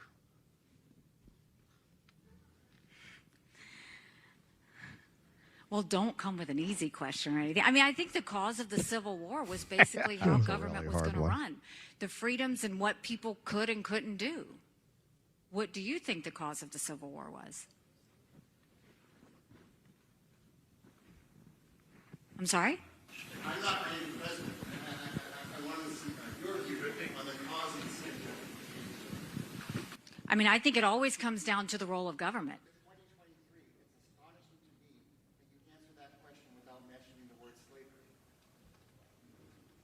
What do you want me to say about slavery? No, you've answered my question. Thank you. Next question. All right. So. A lot of slaves picked up valuable skills, as we have learned from the new Florida curriculum.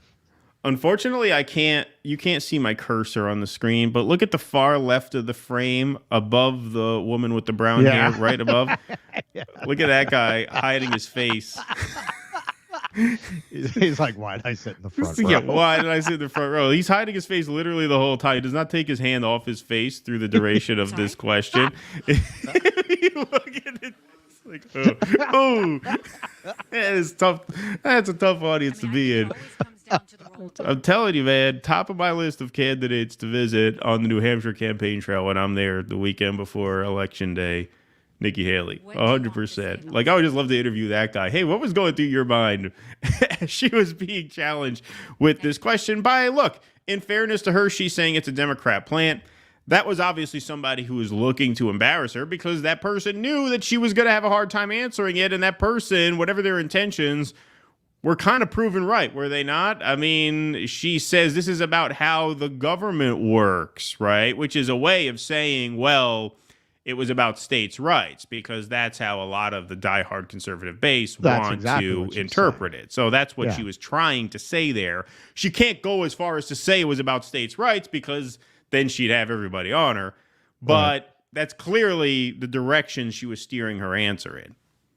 Well, if you look at how desperately the media has been trying to make her happen, and how clearly the liberal class likes her and would find her acceptable, it just tells you how vapid and empty the politics of establishment Democrats are.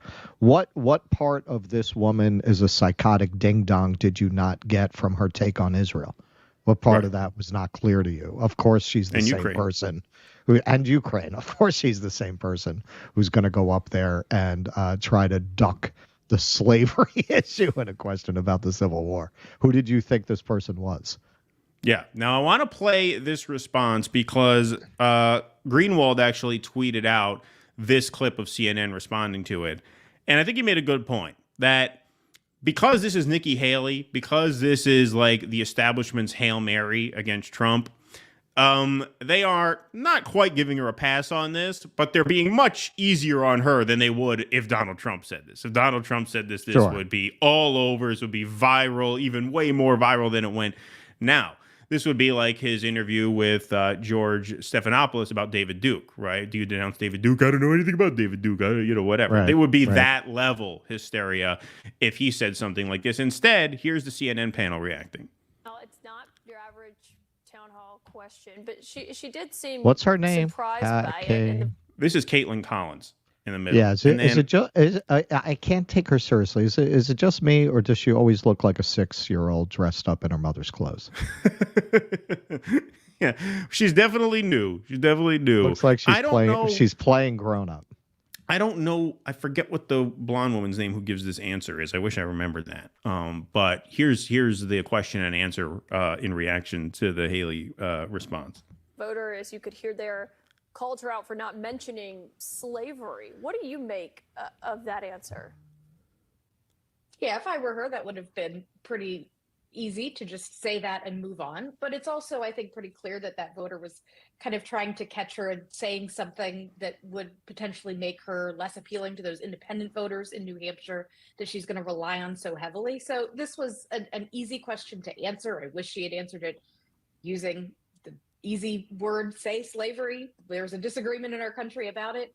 But ultimately, I don't think it's actually going to hurt her standing one way or another with Republican primary voters at this point. Yeah, so I mean, look, that's going easy on her. That's going way easier on her than they would go on Trump or a Trump-aligned candidate DeSantis. if they made that mistake. Or DeSantis, of course, because they like Nikki Haley. They like her. She's for all their wars. They like her. They want her, right? If it's Haley versus Biden, the media is probably going to give Haley preferential coverage to Joe Biden, right? They probably rather Haley than Biden.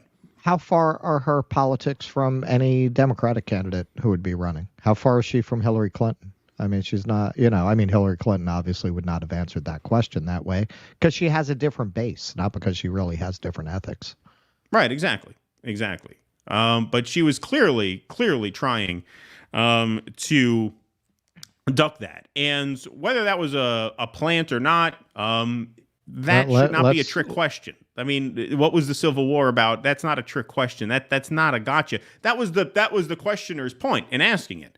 Asking an easy question, a layup question that functions as a gotcha in a lot of right-wing circles because they're afraid to cross that part of the base. And so that's what it exposes, pure and simple. And let me correct myself, and you always remember this word for word. What did Hillary say about how the real Americans, the white Americans, were voting for her? Hardworking Americans, white Americans support me. That was in her primary against Obama. Against Obama, exactly. So she wouldn't say this, but she came right up to the edge of it. Right. Exactly. So here's Haley's follow-up because she had to do some damage control. So at another town hall, at an even smaller venue, apparently a library or used bookstore, here's Nikki Haley addressing the controversy from her past comments. Asked about the Civil War and what I think of the Civil War, what was the cause of the Civil War. Of course the Civil War was about slavery. We know that. That's unquestioned. Who sighed in the audience? Who was like... I was like, hang on, was that Keaton? No, that was somebody. Keaton wouldn't have done that. No, that was somebody in the audience. Oh, wow. All right. I mean, it's just like, you really are a glutton for punishment if you go to a Nikki Haley event. Know that. That's unquestioned, always the case. We know the Civil War was about slavery. But it was also more than that. It was about the freedoms of every individual. It was about the role of government. For 80 years, America had the decision and the moral question of whether slavery was a good thing and whether government, economically, culturally, any other reasons, had a role to play in that. By the grace of God, we did the right thing and slavery is no more. But the lessons of what that bigger issue with the Civil War are is that let's not forget what came out of that, which is government's role, individual liberties, freedom for every single person, freedom of speech, freedom of religion, freedom to do and be anything you want to be without anyone or government getting in your way. Okay, so you could see she's really walking a tightrope there because she has to admit it's about slavery because now people are on her ass for that. Right. But she says, but it's also about the role of government. Thank heavens, whatever she say. Thank goodness, by God's grace, we did the right thing and got rid of slavery. But questions remain about the role of government. So what she's kind of saying there is like, in that case, yeah, good that we got rid of slavery, but she is hinting very strongly there that the South had a legitimate states' rights claim. Right. Right. So, I mean, you talk about trying to thread a needle. I mean, that is about as tough a needle to thread as you possibly can. And you could see, because she was speaking at about 7 words a minute there, going very, very slowly, realizing the position she was in. Okay, I have to condemn slavery, but I also have to acknowledge for the base that, you know, we did come out of that with certain lessons about the role of government, meaning maybe the government overreached to fight a war over slavery. I mean, it's good we did, but I mean, you know, look, I mean, there questions remain about the role of the federal government. That's what she's doing there. That's what she's doing there. She's trying to thread an impossibly fine needle. Yeah, it is true that the Civil War essentially settled the question of whether America was truly going to run as a confederation of independent states that come together simply around currency and foreign policy and go their own way otherwise.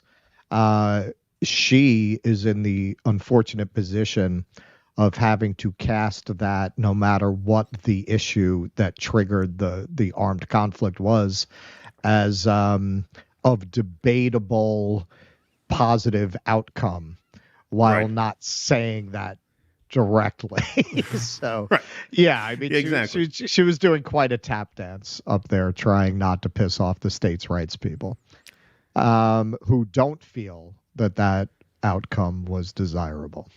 Yes, and she's saying this in a majority white, by far majority white, northern, very libertarian state of New Hampshire, where I will be the weekend before the primaries, and I very, very much hope, I'm sure I will, because she's going to make a big play for New Hampshire, so she's definitely going to be there. That is top priority, to go to a Nikki Haley rally / town hall and interview, at the very least, the people who are there to back her. I am really looking forward to seeing Keaton Weiss pull a Jose Vega. I am very excited to see how you're going to approach that kind of a situation. Well, if in her case, I mean, if it's a town hall, I won't have to. She'll take questions, and I'll just ask a question. That's what Jose says. He says, I don't do that unless they are not taking any questions. So, well, that's why I actually did. If you notice, Jose did not, but I waited for the Q&A with Rachel Maddow. Right. Yeah. Yeah, no, he couldn't be bothered. They weren't it was going to ask my questions, so I didn't wait for them to give me but it was technically a Q&A. Part of the Q&A segment. Yes. Exactly. Sparky, thanks for the $10. Let's give Sparky a cowbell. Chick-fil-A not opening on Sunday is actually so it's easier to hire people, because they know there's at least one day a week they won't be called in unexpectedly. Church was the noble reason. Interesting theory. Can't disprove that. Although, from what I understand, they are a pretty Christian company. Shake Shack chicken sando underrated. Interesting. You know, I haven't had Shake Shack in years and years and years. There are really none up near me. They're all over the city, though. You know, I had the Shake Shack hamburger, and I was like, yeah, whatever. Yeah, it was nothing special. Right. Exactly. Nothing special. Chick-fil-A, says Sparky, thanks for the $10, was the first boneless fried chicken sandwich. Without bones, it took 2 minutes less to fry. So by the end of the day, they made significant more sales. Not really that it tastes better. That's interesting. I didn't know that. I mean, the closed on Sunday thing has probably been beneficial to the brand overall, because now there's a sort of, you know, ideological position, at least, of the company, which animates a certain portion of people who are now going to be very loyal to you. And apparently, I mean, Russell and I don't think so, but apparently the chicken is so fucking good that the libs don't even care. They're like, yeah, whatever, they're against gay marriage, whatever, it's a great sandwich. You know, it doesn't really cost them support with the New Yorkers either. They got lines out the door. Adolf Hitler's Wiener Schnitzel shack. Yeah. You know, I'm not crazy about his politics, but you could not beat that Wiener Schnitzel. He could grill a sausage, man. Oof. Damn. Sarah, thanks for the $1.99. A hero among men. Thank you for your service, Lindsay. There we go. See, a Chick-fil-A warrior. I knew we'd have some. That's why I wanted to do that segment. I was curious. We met the Tesla people. Now I want to meet I want to see who among us outing the Chick-fil-A are the Chick-fil-A fanatics, people. Yeah. Exactly. Yasim, thanks for the $10. It is not the sandwich for a girl who was raised on Mediterranean food. It is the salad they have. You can eat it as is when is traveling. No dressing is needed. I need Chick-fil-A on Sunday. See? Another Chick-fil-A person. I told you we would get to know who you guys are. Mr. Fancy Pants. Should I start banning them? Yeah, right. Exactly. All chicken sandwiches are the same to me. Thanks, Mr. Fancy Pants. Pity most of South Carolina's thoughtless, sycophantic following ones. Thank you, Roberto. Thank you. Dems will vote in the GOP primary since there is no Democratic primary. That's in New Hampshire? It's an interesting point. Yeah, that is an interesting point. I mean, they are going to be having a New Hampshire primary. It's just it's a scrimmage because the DNC already said they're not counting any of the delegates. So in that case, a lot of voters who might find it pointless to vote in the Democratic primary might actually vote in the Republican primary, which actually might explain why Haley is polling pretty well, because he's probably getting a lot of those libs who figure, well, they can't vote in the Democratic primary, right. So we'll vote against Trump.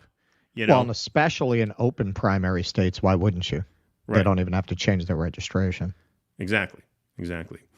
Rumble rant. Lex Friedman will tell you that people should just learn to drive responsibly, friend of Elon. What are they complaining about? Yeah. Listen, man. I don't know whose fucking manhood that guy swallowed at YouTube, but they are constantly feeding me Lex Friedman videos, which I never watch, and they just keep defaulting to it as the next thing on my list. Like, who the fuck is this guy? Who is this guy? He's boring as shit. He doesn't have anything interesting to say. He's a deranged NATO simp. Well, like I've seen him interview. And again, only because I was like cleaning and my video player just defaulted to it and I left it on. He was interviewing like a CIA guy, and the CIA guy was explaining why Russia can't lose. And, he just kept throwing out, well, but aren't people underestimating the will of Ukrainians to fight? And the guy's like, yeah, no, but if you look at the difference in resources, yes, but what if, it was like the Jim Carrey meme. So you're telling me there's a chance. Right, yeah, exactly. Yeah. And finally, the CIA guy's like, yeah, sure, fine. Yeah, sure, fine, okay. Fucking leave me alone. Another Rumble rant here. I apologize for not getting your names today because we don't have Jake today. I also apologize for those who are not yet in the Patreon scroll. I was going to give Jake the names for Wednesday's show. Obviously, I was scrambling to even get Wednesday's show together with Russ and Tusker, given everything that happened. So we'll have the updated scroll names for Sunday for sure. But thank you guys very much. I worked for Tesla in 2017. They had college interns, working on key safety features in the cars to save money. My manager also said they don't usually hire people of color because we have difficulty with the white tech. Wow. Oh, wow. Well, there are a lot of rumors like that about Elon, who is, no insult to our forward-facing South African friends, but he is South African. Yeah, he is an apartheid baby. Yeah. Have you seen Haley's ads, all China evil stuff? We haven't because we're in New York, so she wouldn't do ad buys here in New York. But maybe when I'm channel surfing in my New Hampshire motel, I will see a couple then. I'll keep an eye out for it. But thank you, Sam. And maybe I'll look some up so I'm well prepared. Like New York is a state they don't bother with a lot. Well, this is funny. So you think Haley's answer was bad? Watch Robbie Swab's response with Brianna. Yeah, I haven't seen that yet. Yeah, I heard about that. That segment was one of the biggest. See it? I did. It was one of the biggest train wrecks in indie media history because clearly Brianna wanted to talk about this a lot more than Robbie did. Robbie just kept saying after As Brianna is would often close, the case with these things. He would just say, "Yeah, she should have said it was about slavery." Like I don't really know what else you want me to say. Brianna kept going, and I'm thinking to myself, and I don't know if she did this on purpose. You never know with her. I'm thinking the more you extend this segment, every minute you extend this segment, the chances of a blow up of a fight go up about 300%. So unless you're ready for that, take his cue and just wrap it. But she kept adding point after point after point, and eventually it was what this kind of points? It was this whole brouhaha about God. Well, he made some ridiculous point comparing, what was the comparison? First of all, he compared the draft to chattel slavery, which she obviously took issue with. That's a ridiculous point. Enough. Ridiculous point. Yeah. But then it somehow got to the point where he was making a comparison between the Civil War and the Israel-Gaza war, and how if she thinks the Gazans have the right to, self-determination, does that not mean that the North was overly aggressive against the South? Because didn't the South have the right to self-determination? Like, it got pretty crazy.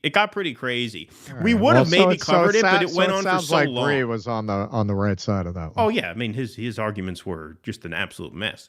I almost pitched it to cover, but the thing is, it just went on so long. Like it was too long. Maybe to Sunday. Cover.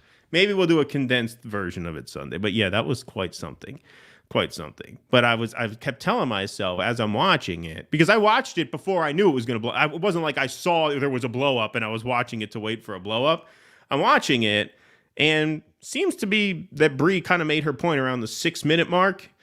And Robbie kept saying, yep, I think you're right. She should have said slavery. I'm like, all right, you're going to wrap it? No, I guess not, because it's a 20-minute clip. She kept going, and sure enough, eventually. Right. You keep prodding those like white libertarians about shit like that for long enough, you're going to get into a fucking blow up. There's going to be an argument. Sparky has a lot to say about Chick-fil-A. Chick-fil-A's founder's big innovation was putting the first restaurants in malls. Malls didn't allow restaurants until he talked his way in. Standalone restaurants came later. His nutty son runs it now. Interesting trivia. That's very interesting. Ruthless criticism. Are you guys going to enter the sweepstakes to go whale watching with RFK? No. By the way, I want to give a shout out to Eric from antiwar.com. It's a sign of the times. I'm not sure if that's a joke or not. Yeah, exactly. I don't know. But I want to give a shout out to Eric from antiwar.com. He sent us some material about an RFK advisor quitting and sending him an email about Gaza. We just didn't have time for it today, but we will likely be covering that on Sunday. So thank you for that, Eric. Eric Husso, try Farmer Boys for a burger in Cali next time. Farmer Boys. I'm going to be in LA for 3 weeks, so starting in a few days. I'll have time.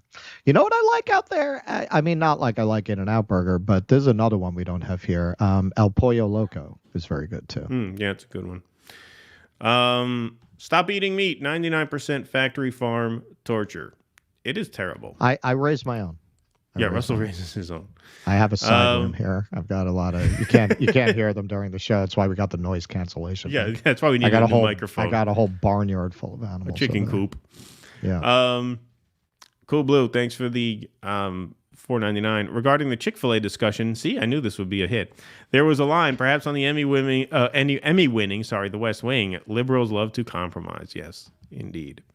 Sure as fuck do. All right, let's get a cowbell out for Corey Weichman. Thank you for the $49.99. It's very generous of you. On vacation with my wife and 2 small kids. Beautiful. On the way to an aquarium. Stopped at Chick-fil-A while kids were asleep in the car. 45-minute wait for a mediocre sandwich, and the kids woke up crying. Chick-fil-A's trash gave my family trauma. Fuck, yeah. I agree. Salute. I salute you, Corey. Thank you, and thank you for that very generous donation. Russell's crack was pretty funny. Adolph's brats. Yeah, that was pretty good. That could be our next business venture. Sparky says Keaton shills for Zelensky because he's a fellow daywalker. Yeah, no, that's what I do. I shill for Zelensky. Yeah, he's a big Zelensky. Check out. Yeah. All right. All of our Ukraine segments are very pro Zelensky. All right, you can hear the cowbell, right? Yes. All right. So Robbie, I don't know what's up with your rig there, man. Maybe. I mean, I could hear it. I don't know how loud it is on the stream feed, but we have to prioritize. I mean, it's definitely the not content. As loud as it was with the shittier mic. This is what Jake pointed out. This mic is just too good to allow a spike in sound like that. It's a problem with, unlike Tesla, this is quality engineering. Yeah, right, exactly. This quality works. engineering. All right, folks, moving right along. Here's a quick one. Funny tweet from Antony Blinken. This has been, 2023, an extraordinarily dangerous year for press around the world. Oh, is that right? Is that right? I wonder why. Many killed, many more wounded, hundreds detained, attacked, threatened, injured. By who? By who? Simply for doing their jobs. I am profoundly grateful to the press for getting accurate, timely information to people. Caitlin Johnston responds, why has it been an extraordinarily dangerous year for the press? Why has it been an extraordinarily dangerous year for the press, motherfucker? Good response there. James Free Assange. Obviously, this captures both my arguments very succinctly. While you are sending mass arms to Israel, who have assassinated 100 journalists so far in Palestine, and you hold Julian Assange in solitary confinement, he said solidarity confinement, but obviously meant solitary confinement, in a UK prison, he is an award-winning journalist. Drop the charges, Free Assange. News. I actually came across this tweet through friend of the show, I think I could say that safely, Aaron Mate, parody account. Something a Tony Blinken parody account would write. And in context, Israeli forces killed over 90 journalists covering the war on Gaza. This is as of December 20th. Obviously, tragically, that number has now surpassed 100. Yet U.S. State Department spokesperson Matthew Miller said the U.S. is Israel's biggest supporter, stands unequivocally for the protection of journalists. Let's take a look at the video embedded in that tweet. As we have said before, we mourn every journalist who has given their life in covering this conflict and bringing information to the American public and to people all around the world.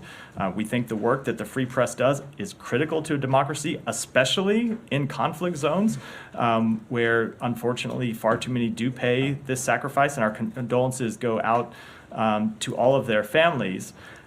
And there are cases where, when we have seen actions that we thought warranted, we have raised questions with the Israeli government and sought more information. You saw us do that with respect to the Reuters journalist who was killed in Lebanon. And we will continue to do so, and we will continue to encourage Israel to comply with their own rules of engagement and comply with international humanitarian law. And if we ever see signs that they're not, we will, of course, be very clear about that with them. Yeah, in private, as we mentioned at the start of the war. We'll bring it up with them in private. The incident he's mentioning, by the way, the Reuters journalist killed in Lebanon, that was back in October. That was well over 2 months ago by now. Any follow-up on that? Any consequences for that? Any penalties? Anything? You have anything more to say about that? Because the example he used was over 2 months old. Since then, almost 100 more journalists have been killed in Gaza. Doesn't seem to be much of a follow-up. No follow-up whatsoever. Yet, Tony Blinken can go and tweet out a thing like this. This has been an extraordinarily dangerous year for press around the world. Many killed, many more wounded. Hundreds detained, attacked, threatened, injured in Israel by Israel. Right? And that's not the only place, obviously, that journalists have been put in harm's way. Obviously, there's a war in Ukraine going, which they are also funding. Just an extraordinary statement. And, when we were on the Jimmy Dore show, I almost made this point. It came up, and then the moment passed. We moved on to something else. But, Trump, for all of his insanity, actually feels much more grounded in reality than a lot of these New World Order types, the Tony Blinkens and the Jake Sullivans. His statement when Bill O'Reilly said, well, Putin's a killer. Yeah, well, what? We got killers too. What, you think we're so innocent? That is just so more attached to reality. Like Washington's collective monocle dropped in its glass of champagne at that moment. Exactly. And the reason is... Oh, dear. Yeah, and the reason for that is because that was an incredibly honest moment. That is just so much more grounded in the reality of the world than any of this flowery language that the Jake Sullivans and the Antony Blinkens and the Joe Bidens and the Obamas and the Hillary Clintons and the John Podestas, then they express about American and Western liberal ideals, which we, of course, do not live up to. So the guy who comes out and says, yeah, Putin's a killer, oh, that's great, that's nice. Well, you think we don't have killers of our own over here? This just breaks the irony meter, what this Tony Blinken tweet. But you can express a very similar point on a number of related issues, especially in December 2023, where the flowery, poetic, conceptual rhetoric of the empire is completely at odds with the reality that it enforces. Yeah, this calls to mind. I can't remember who said it, but when Kissinger won the Nobel Peace Prize, someone said satire is dead. Right. This is it's very hard, I think, in this moment to do political comedy in some respects. That's why the people like Ricky Gervais and Dave Chappelle, they're tending to do culture war stuff. They're defying the woke, right? Right. But this kind of stuff, you almost can't satirize it. Like it's gotten to a point of absurdity and ridiculousness where that was the point that was being made about Kissinger. Reality has superseded satire. When reality is this ridiculous, how do you make fun of it? How do you even make a joke about something like this? The United States going up there as we back the country slaughtering all of these journalists and talk about how we appreciate journalism and too many journalists are dying. It's just absolutely insane that they would think that making a statement like that at this moment is appropriate. But it also tells you the bubble they live in. If you only talk to other people who are never going to push back, it's easy to behave this way and to think this way. That's part of why Biden would go take a vacation like that without thinking twice about it, because who's going to tell him otherwise? Who does he talk to who's going to tell him otherwise? Exactly. All right. Why don't we move on to North Korea? Russell, you got this one, right? Yep. My number one bucket list country, but they wouldn't let me in, so I went to India, Greece, and Italy instead. North Korea's Kim Jong-un preparing for war, citing unprecedented U.S. behavior. Look, I'm not a fan, but I can't find any fault in that statement. Where's the lie? North Korean leader Kim Jong-un has ordered his nation's industrial and military sectors to prepare for war with the United States, citing, quote, unprecedented, unquote, confrontational activity by the U.S. and its allies.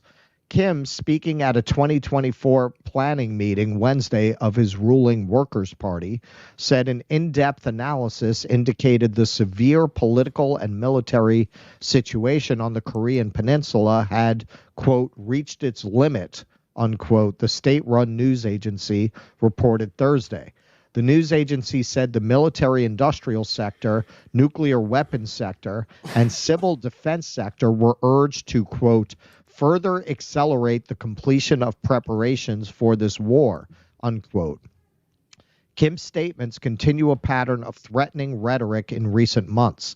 They come less than 2 weeks after the White House, quote, reaffirmed its unwavering commitment to provide extended deterrence, unquote, against Pyongyang and dismiss no military options, including nuclear. Situation's getting more dangerous than a ride in a Tesla. Quote, any nuclear attack by North Korea against the United States or its allies is unacceptable and will result in the end of the Kim regime, unquote, the White House statement said, warning that any nuclear attack targeting South Korea would be, quote, met with a swift, overwhelming, and decisive response, unquote. Last month, North Korea put a military spy satellite into orbit after 2 previous failed attempts. The U.S. and its allies consider the satellite a breach of United Nations Security Council resolutions. Yeah, Kim really gives a fuck about your resolutions. Yeah, we take those so seriously in every other instance, right? Go home and get your fucking shine box. Yeah.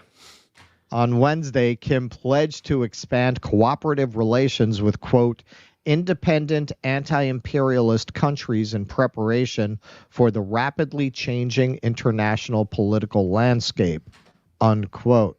That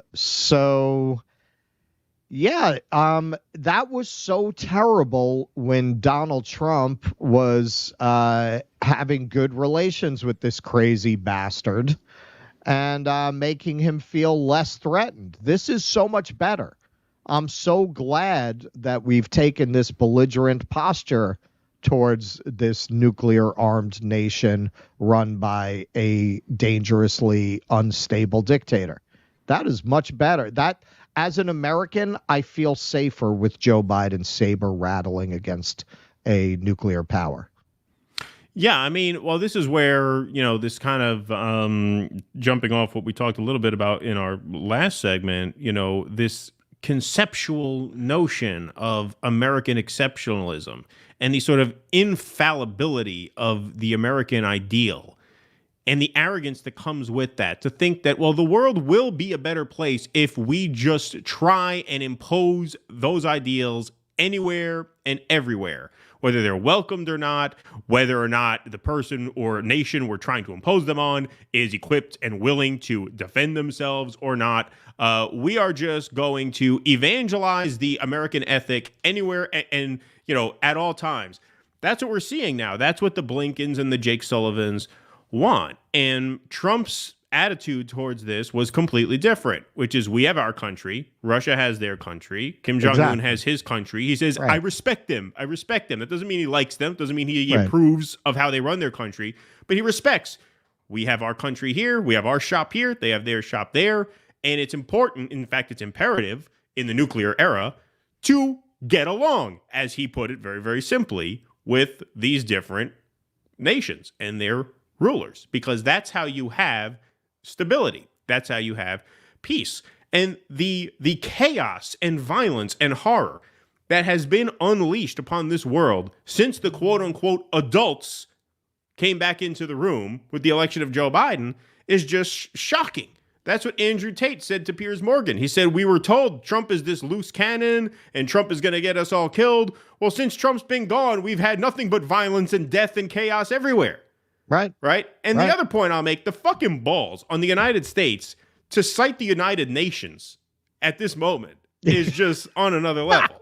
The United Nations keeps, they're a useless body. When it's convenience. Yes. Right. They keep begging us to stop the massacre in Gaza, and we keep telling them to fuck off. Literally, not in as many words, but raise your hand. No ceasefire. The only person in the room is the U.S. representative. But now we're going to cite the United Nations? It's a fucking joke. That's another point I made on the Door Show. I said, in this very twisted sense, Biden is the best president of the modern era because no president has so thoroughly exposed this country for the joke that it is. And if you believe that the winding down of the American empire would be good for the world, Biden's really your guy because no one has embarrassed this country in as short a period of time as he has. So props for that. Well, and remember, these are also the people, in terms of the people around Biden and Biden himself, the establishment in Washington, the permanent state. These are the ones who thought that whacking Gaddafi was a good idea, remember? Exactly. He came, we saw, he died. So now when you go to a guy like Kim Jong-un and you want to negotiate him giving up his nuclear program, what he's thinking of is Gaddafi with a knife up his ass. Yep. Nobody that they sacrificed any diplomatic credibility we will ever have in the future to negotiate with a power to give up its weapons. We can never again tell a power, you give up your weapons and we'll leave you alone to run your country as you see fit. They've seen what those promises are worth.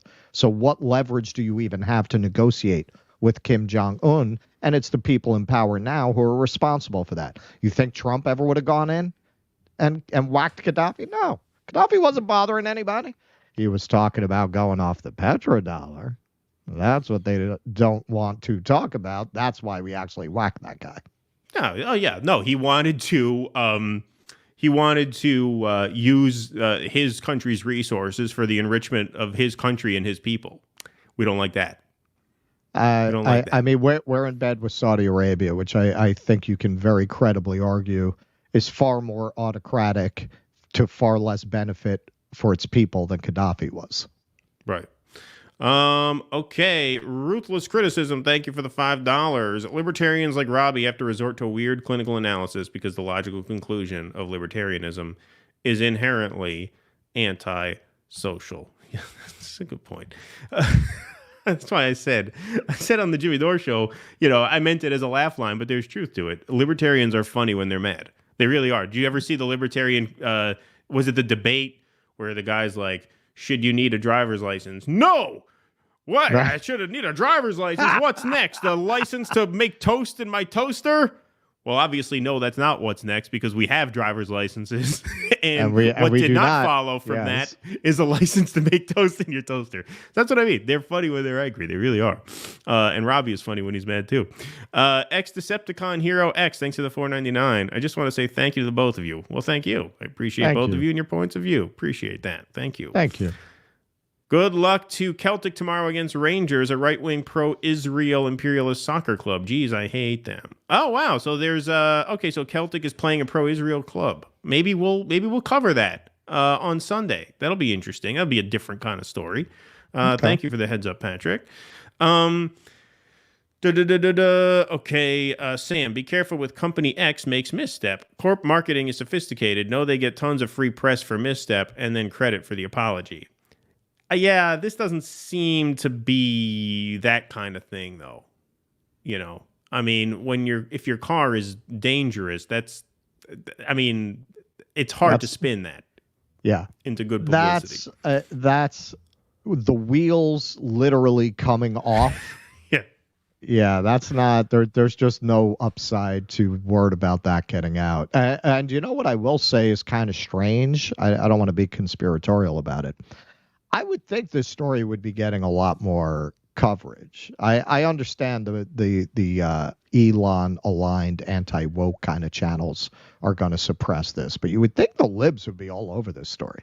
I'm surprised I haven't seen more coverage of this. Yeah, no, you would. It's a big story. Quintessential HK, thanks for the $25. Imagine your doorbell rings. Open. Behold, Cenk canvassing. What do you want to say to the president-elect? By the way, TYT takes super chats. Got to think of something. Something to say to Cenk Uygur? If he's running for president? I mean, what would I have to say to Cenk Uygur? I don't know what I'd have to say to Cenk Uygur. Not much. Not much. I mean, I would ask him if there's a way to, if he's prepared to either refund people or give them a store credit to the TYT merch shop once it's, officially concluded that he's not eligible to serve as president. It seems kind of dubious to be raising money for a campaign that is not allowed to win and take office. So that might be something. And that might be something you would super chat him with. Yeah, there you go. That's the more lowbrow.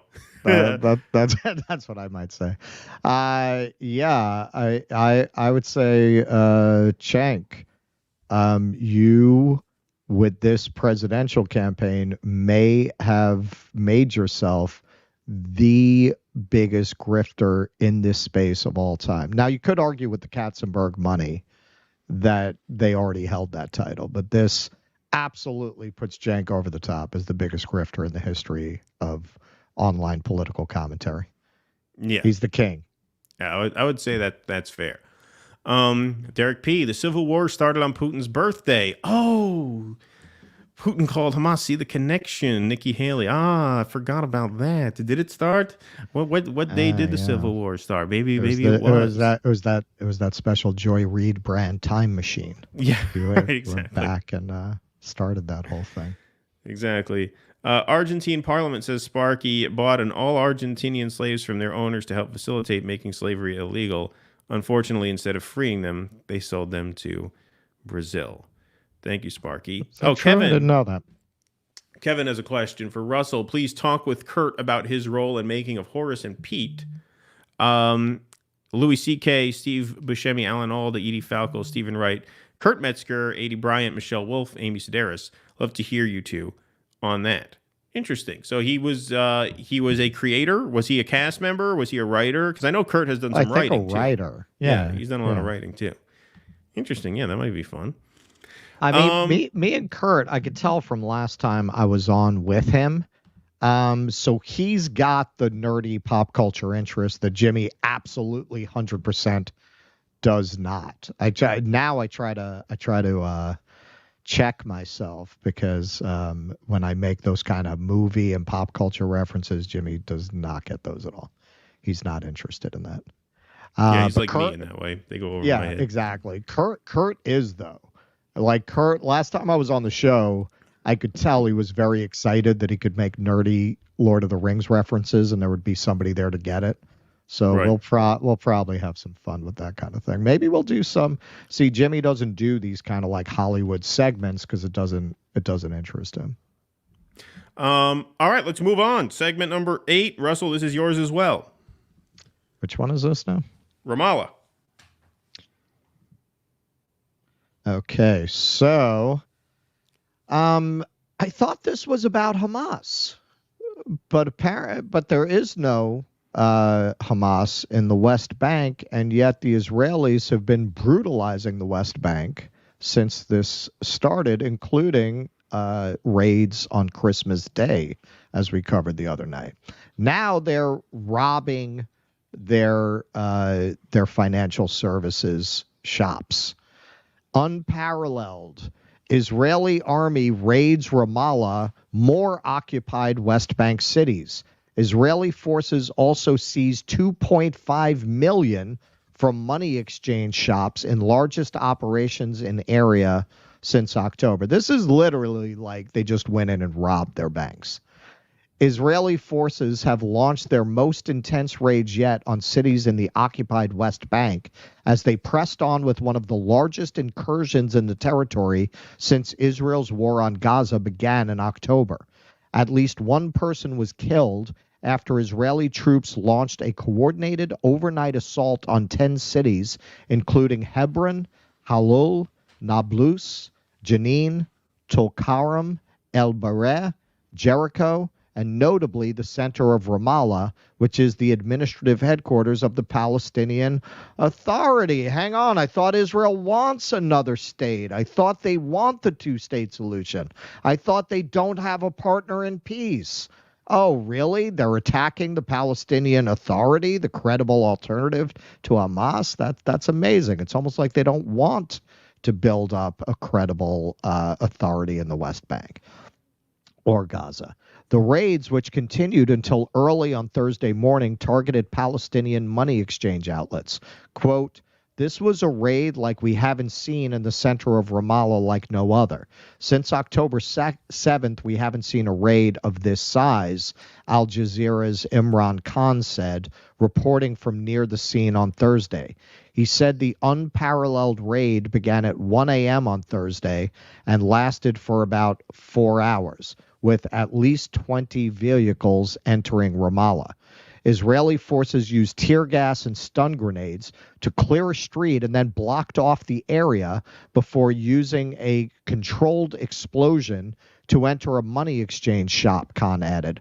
The Palestine Monetary Authority said Israeli forces raided the headquarters of 6 exchange companies under its control across the occupied West Bank at dawn. Quote, "The Israelis arrested a number of the owners of these companies and seized sums of money from their safes after blowing them up," it said in a statement, adding that it considers the attack, quote, "an act that violates all international norms, laws, charters, and agreements, and aims to undermine confidence in the Palestinian banking sector." Okay, so you understand, this isn't about Hamas. This is about continuing the policy that Israel has had for 75 years of making life impossible in these territories for the Palestinians, with clearly the underlying attitude that once they have seized these territories, it'll be a fait accompli, as with the Native Americans in our own land, and people can make, Dances with Wolves kind of films about the Palestinians later. They won't care because by then they'll have what they want. Right. So we're in going 100 years, this is our original sin. We're sorry. Sorry How about could that. we? Blah, blah, blah. Yeah. Right. So this is a bit of the Al Jazeera news report mentioned in the article. The raid in Ramallah, the largest that we've seen. The raid in Ramallah, the largest that we've seen in a very long time, started around 1 a.m. in the morning. What the Israeli army did is they came down a street just over there. They started using tear gas and sound grenades to then clear the street. Then they took over the street here with at least 20 armored vehicles, including armored personnel carriers. Now, I was witnessing all of this from my hotel balcony just up there. And what they did next was they went into this money exchange place. Let me just take you inside. He's going to take us inside, but I want to pause it for a second. You can see there's that circle on the wall, and some people are blocking the view that says MoneyGram. So this is basically just like a shop with like a Western Union type money wiring service in it. Look at this gangster shit. They chainsaw the door and just go in and take the money. What they did was they cut this door here, and then they went inside. And they actually raided a safe inside here, just below there, but you can see the massive amount of damage that's included. All this glass is from the glass frontage of this shop. So what the Israelis are saying is that they designated 5 different locations, 3 here in Ramallah, and 1 in Tulkarm, 1 in Jenin, as being terrorist financing organizations. The Yoav Gallant, the defense minister, actually signed that deal, and that's when all of these coordinated raids happened. Now, once they'd raided this, they actually went into Ramallah and raided 2 more shops. There was very intense clashes going on. 1 Palestinian died, and at least 15 others were injured. Now, the clashes took place over a period of about 5 hours. Eventually, when the Israeli army did withdraw, they still came under clashes even as they were leaving. Imran Khan, Al Jazeera, Ramallah. So they could just say that we think that these money exchange locations are being used for ill purposes.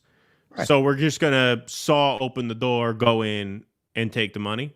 Like, you're allowed to do that. That's a violation of international law, as that article goes on. Well, the occupation itself is a violation of international law. They are taking advantage of Gaza the same way that we took advantage of 9/11 to push agendas that have long been there under the cover of October 7th as a pretense. They are trying to take advantage of the opportunity that the chaos of the war and the coverage of the war presents to, on the other side, also make life unlivable for people in the West Bank. They're just trying to take all of this territory, which, if you look at the map that has gone around quite a bit, where you could see the Palestinian areas shrink and shrink and shrink and shrink over the last 75 years. This has been a almost century-long tactic of the Israeli government to just gradually squeeze the Palestinians out of these areas by any means necessary. Yep. And this is the West Bank. So now we're supposed to believe that this is legitimate retaliation or counterterrorism work when you're raiding a region with no Hamas presence, and you are based on a claim that, just like many other claims that they've made over the past few months and over the past several years, but specifically over the past few months in the context of this conversation, you have not provided any evidence for. You're just saying what? Oh, we think that there are exchanges here between people who are trying to harm us, so we chainsaw the door open and steal all the money, $2.5 million worth of money.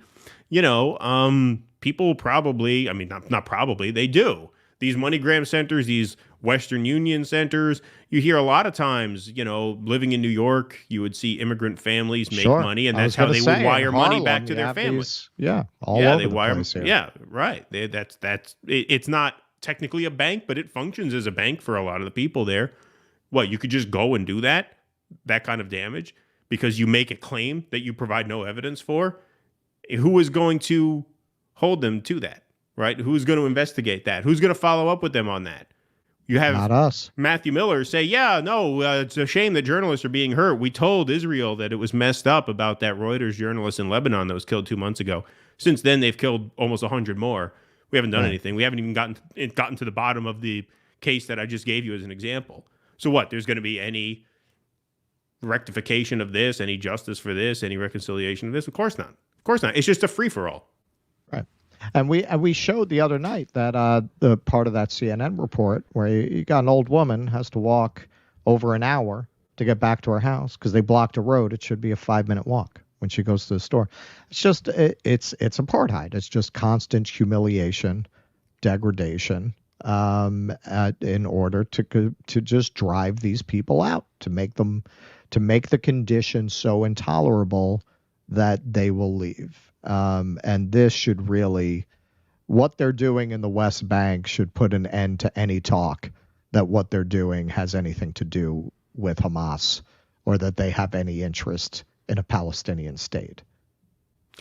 All righty, let's take some super chats, and then we got one more segment before we end the show today. Thank you guys all for being here. We do have well over 666 in the like column, Russell, so if you want to hit that tribute, we could do that. That is called for at this time, so I'll give Russell a chance.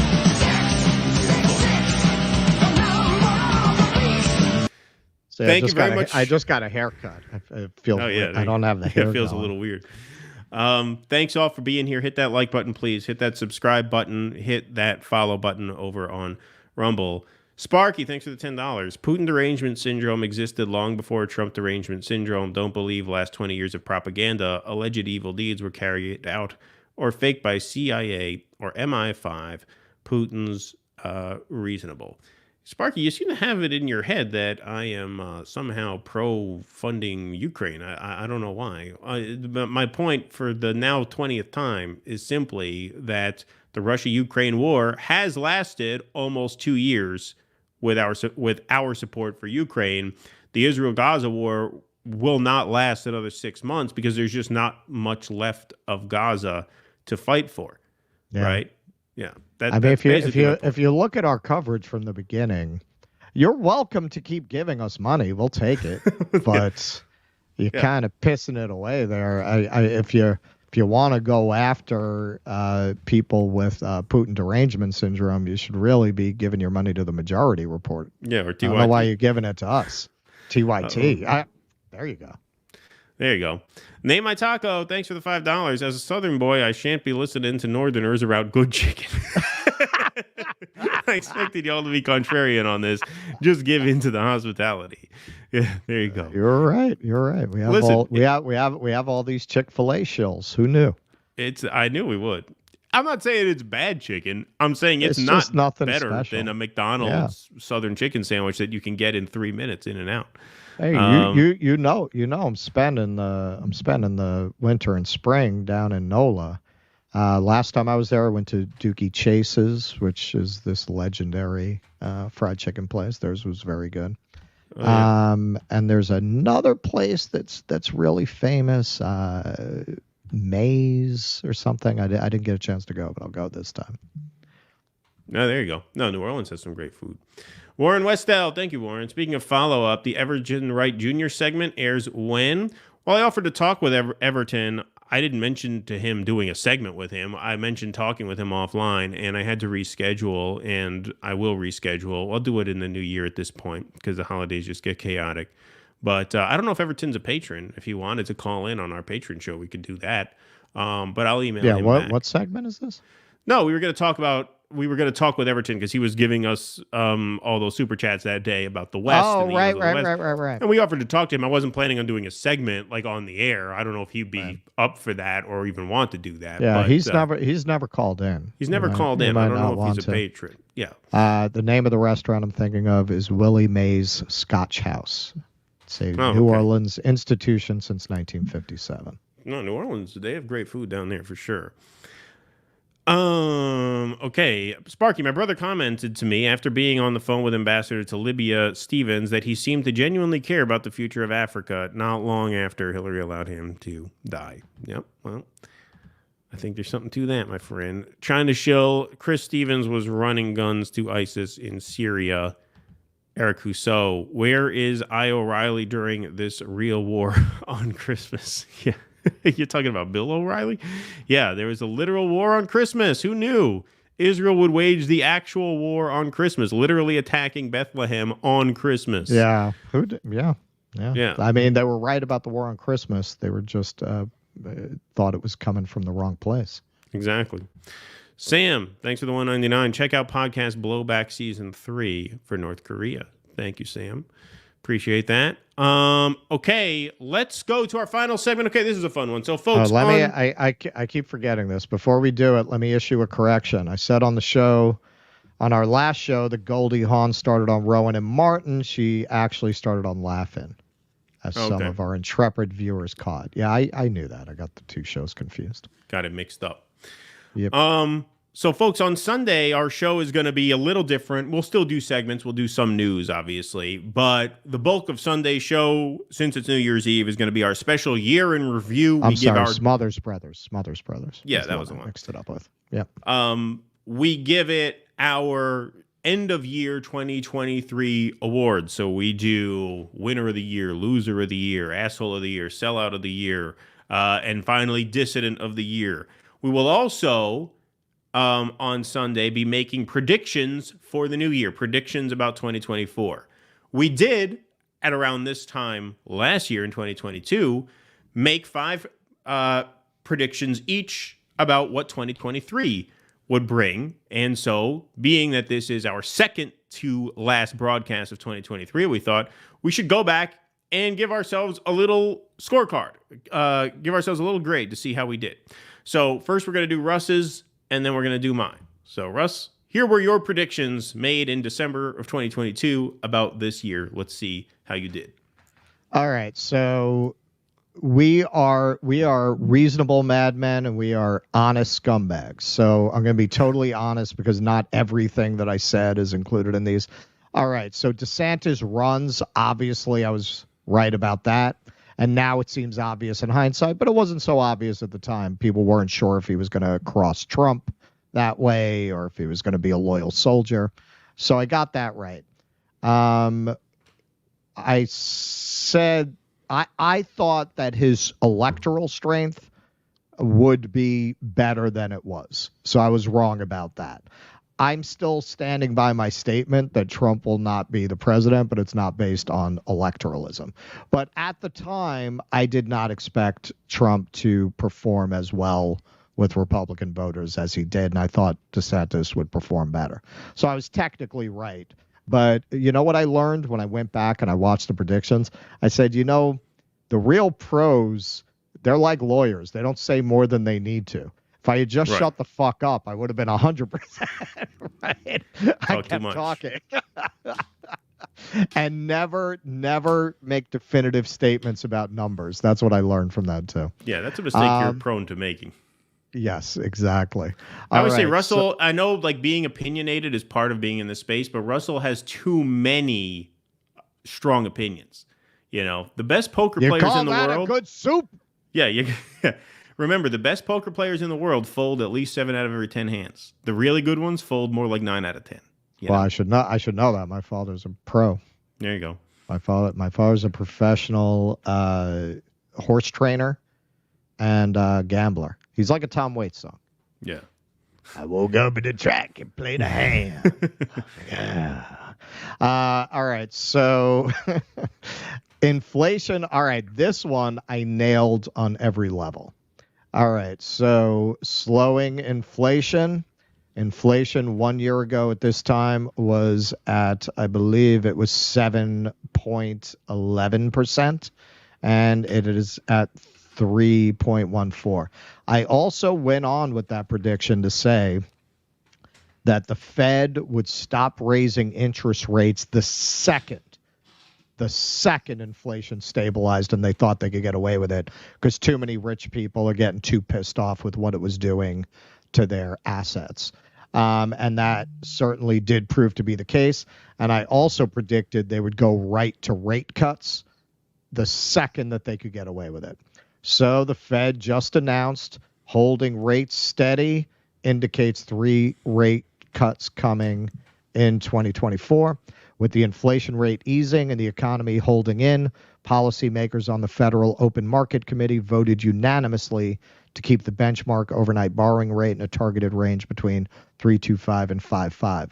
Along with the decision to stay on hold, committee members penciled in at least 3 rate cuts in 2024, assuming quarter percentage point increments. That's less than what the market had been pricing, but more aggressive than what officials had previously indicated. So, yes, I'm going to take the win on that one. So, peace in Ukraine, that was my worst prediction.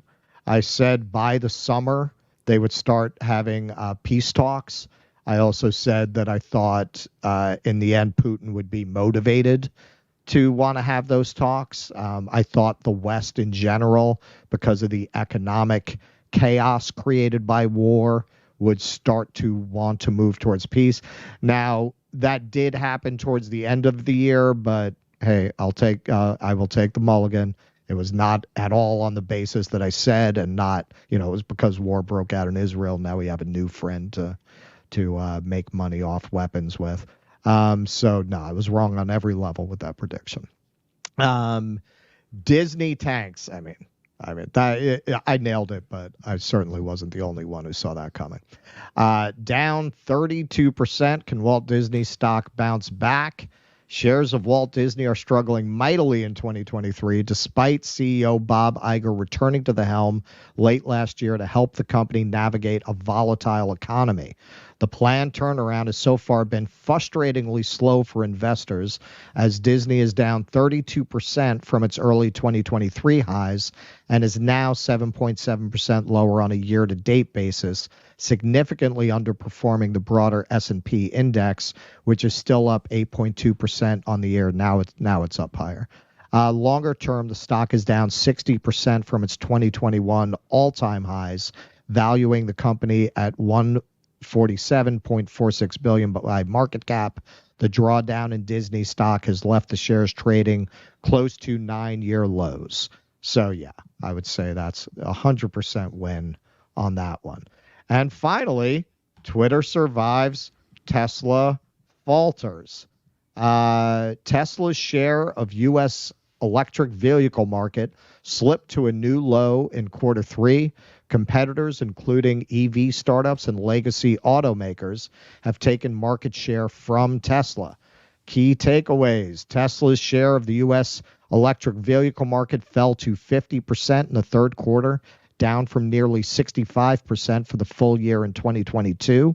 Tesla, which has cut prices on popular models, saw its vehicle sales rise almost 20% in quarter three, but it wasn't enough to sustain market share as competition grew.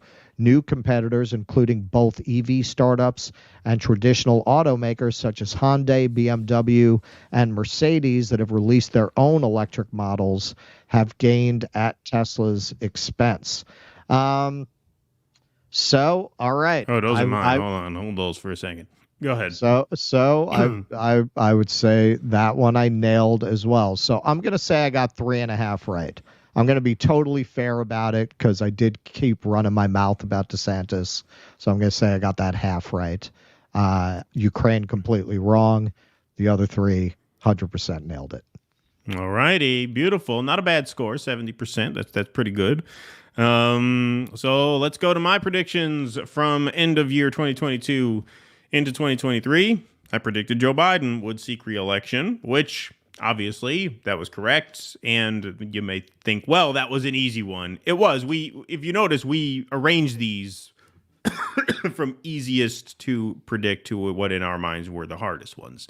But there was a lot of chirping at the time that Biden was going to fold his hand and let an open primary sort of have its way. Gavin Newsom they were talking about, and I said no, I'm pretty positive that he is going to run again, and he did. So, point in my column: SCOTUS overturned student debt relief. Obviously, we know that happened. I didn't do as much homework for this segment as Russell did. I don't have exhibits to show you, but I'm just gonna go. I'm winging it, doing it live. Fuck it, do it live. SCOTUS obviously did overturn student debt relief, and Biden obviously dragging his feet to get the replacement plan off the ground. Not a particularly difficult one to see coming, but one that nonetheless I'll take credit for. This one, number 3, both of our third items were the ones where we really shit the bed. GOP civil war flames out. I imagined that once they got a speaker, they would basically get enough out of McCarthy to let him stay there. Not that they wouldn't be a thorn in his side. The last 3 Republican speakers have all suffered this, or the last 3 that started the president's term, whether it's or started the full term rather, whether it's John Boehner, Paul Ryan, or now Kevin McCarthy. All 3 of them went down in flames. I expected McCarthy to give the Freedom Caucus enough to the point where they would let him stay in that spot. That was obviously wrong. They removed him in September, so I get no points for that one. The House investigations lack impacts. I'm going to give myself that point because if you look at the list of issues, the voters, I mean, yeah, right-wing media makes some hay out of Hunter Biden every once in a while, but that's not dominating the news every day. You know, one thing that, and this is not necessarily why I saw that coming, but it kind of was because I could see that the economic conditions were not going to get any better. And I thought there's too much real shit to care about this cycle than Hunter Biden. And that's not to say there's nothing there. It's just to say I don't think that's going to move the polls. I don't think it's going to move the polls that much now. I think anybody who cares about that's probably voting Republican anyway. And there's just so much other stuff going on in the world to care about to the point where it's not that there's no case against Hunter Biden, but we don't see that anywhere near people's top list of items. Whereas at the beginning of the year, because the Freedom Caucus was making such noise about how they wanted to control the House and really go after Biden, they were really acting as if that was going to be a dominant headline throughout the year, and it really wasn't. All right, so I'll give myself that one. Yellow wave, rise in libertarianism. I'm going to have to give myself half a point there, too. We obviously had Javier Milei win in Argentina, so they had a victory there. And it's still kind of to be determined because the libertarians don't have a candidate, so we don't really know how they're going to fare in the polls once they're on. I will say the reason I can't, in all honesty, give myself a full point there is that I really felt like going into this election, and this still could end up being the case, I really thought the weaponization of the government against the people was going to be the dominant theme. And that might end up being the dominant theme. A year is a lifetime in this business, and so come November, you know, that could be on voters' minds. The Israel-Gaza war really just raised the stakes to such an extent that I feel like foreign policy has really made a comeback in terms of, you know, people's focus. Like for the Trump years, there was almost no focus on foreign policy because he didn't start any new wars. And so both the right and the left kind of got lazy when it came to paying attention to those kinds of things. And heading into 2023, there was obviously a lot of focus on the new church committee and the censorship and the weaponization of the Justice Department against Trump in advance of his run. I thought that was going to dominate to the point where people were going to see the Democrats as just these neoliberal corporate creatures who offer no economic solutions, and the Republicans as also kind of corporate creatures who offer no economic solutions, but who are at least trying to get the government off your back in other ways in terms of anti-censorship, you know, and anti-weaponization of the Justice Department. True. It's true. I think that's happened. I think that's happened, which is why, like I said, I'm giving myself half a point because I think that lends itself to a certain libertarianism that's going to, you know, brew amongst the population, but it's incomplete. I mean, the libertarians have been extremely slow throwing their hat in the ring this year. And so there's just no data on it. So I'll give myself half a point. So there, I mean, probably so it looks like we tied. Event, looks like we each got 3.5 out of 5. Yeah. I mean, the biggest event for the libertarians was probably Larry Sharpe coming on our show. So yeah, there's that. There's that. Yo, Larry Sharpe should run. I mean, I think he'd do well. He's very likable. He's very cool. smart. We liked him. Oh, he's great. He's a great guy. Yep. All right. So that's what you get with us. He doesn't 70%. flip his shit. He doesn't say driver's licenses. What? You know, he's not one of those kinds of libertarians. You know, he's reasonable. He's reasonable. He's smart. All right, so 70%. That's better than the schmucks over on CNN. That's better than what you're getting on the Sunday morning roundtable. Well, they would have told you that there'd be a blue and yellow flag waving in Moscow by now if you listen to that. Yeah. Of course. So we did pretty well Sunday.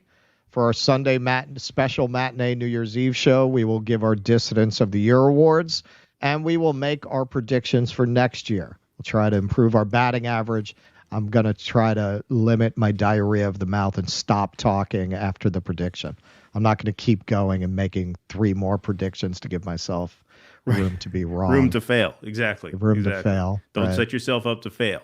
Say only what you have to, like a lawyer. That's it, like a lawyer. All righty, folks, we're going to read some more super chats before we get out of here. Got a few more. Thank you all very much for being here this morning. You were a great crowd, nice big crowd on Friday morning, heading into this New Year's weekend. Franklin Warsham, thanks to the $4.99. We are just dispassionately applying the 14th Amendment while ignoring the due process clause also in the 14th Amendment. Now the government can just say you're guilty. Thank you, Franklin. But Bibi funded Hamas with suitcases full of cash. Was Bibi's place raided too? Yeah, who knows? Maybe they took back his money. Maybe that's what. Maybe Bibi wanted his own money back. Although, would it be in the West Bank? No, he would have sent that money into Gaza. Yeah. This is our money. We gave you this money. We are entitled to take it back. Exactly. Cool Blue, thanks for the $4.99. If you want good chicken strips, Culver's and Raising Cane's, perhaps today's due dissidence is a hungry due dissidence. All right, I never heard of either of those, but thanks for the recommendation. You know what I really want to do? I talked to Tusker about this. Yo, how big a hit was that Chick-fil-A segment? You doubted it. I did doubt it. Hey, man, you were right. You're right. You've been right from the day you said to me, hey, there are these Vanguard guys. They just did this disastrous interview with Aaron Mate. We should attack them. We should cover it. I was like, who? Who are they? I'm like, no, trust me. This will be good. No, they were actually, this is the second time this happened in my life because I rented a theater from a guy who was just an absolute fucking crazy moron. And it's what made me become a theater owner because I said, if that guy can do it, I can definitely do it. If that guy can be successful at this, I could definitely be successful at this. The same thing happened because I hadn't heard of them, and he told me about the Vanguard, and I watched it. I said, hang on, those guys have an audience? Oh, we could definitely get an audience. And that inspired me to pursue this path, actually. That's why I always say, I love those guys, man. Oh, yeah, of course. Of course. Hey, all's fair in love and war. They got their thing. We got ours. No? Yeah. Sparky, thanks for the $2. Correction, MI6. Sorry about that. That's okay, Sparky. Thank you. Llama AO, thank you. Llama, are you, forgive me if I'm wrong about this, but somebody super chatted us from Palestine. Was that you? Forgive me if I'm wrong, but I know somebody did, and for some reason, I thought that may have been you. But thank you for that. Kira and Gina, thanks for the $10. I'll never forgive the January 6ers for going into the Capitol and sending tens of billions to Ukraine and Israel, enriching themselves with insider trading, censoring political speech, etc. Yeah, good points. Good points. Sparky never said you have Putin derangement syndrome, though I admit at times I'm yanking your chain. All right, no problem. All right, fair enough. Hey, Sparky, why don't you become... So keep sending the money. Keep it coming. Keep it coming. Why don't you become a patron for all that? Can you say something that will really piss off Sparky? Yeah, right. Do one every show. Do one every show. For all the super chats you give us, I don't know. which we appreciate. It's looking rough on the front lines for Russia. Yeah, right. Yeah, exactly. Yeah. Well, I literally, this is actually true, and maybe this will spark a response from Sparky. I like most liquor except vodka. Hey, I can't stand vodka. I can't drink it. Makes me nauseous. It's not that I don't like the taste, but it makes me nauseous. The vodka hangovers are just the absolute worst. What do you say to that, Sparky? Did that trigger you, Sparky? Prompt another $10 out of you, Sparky.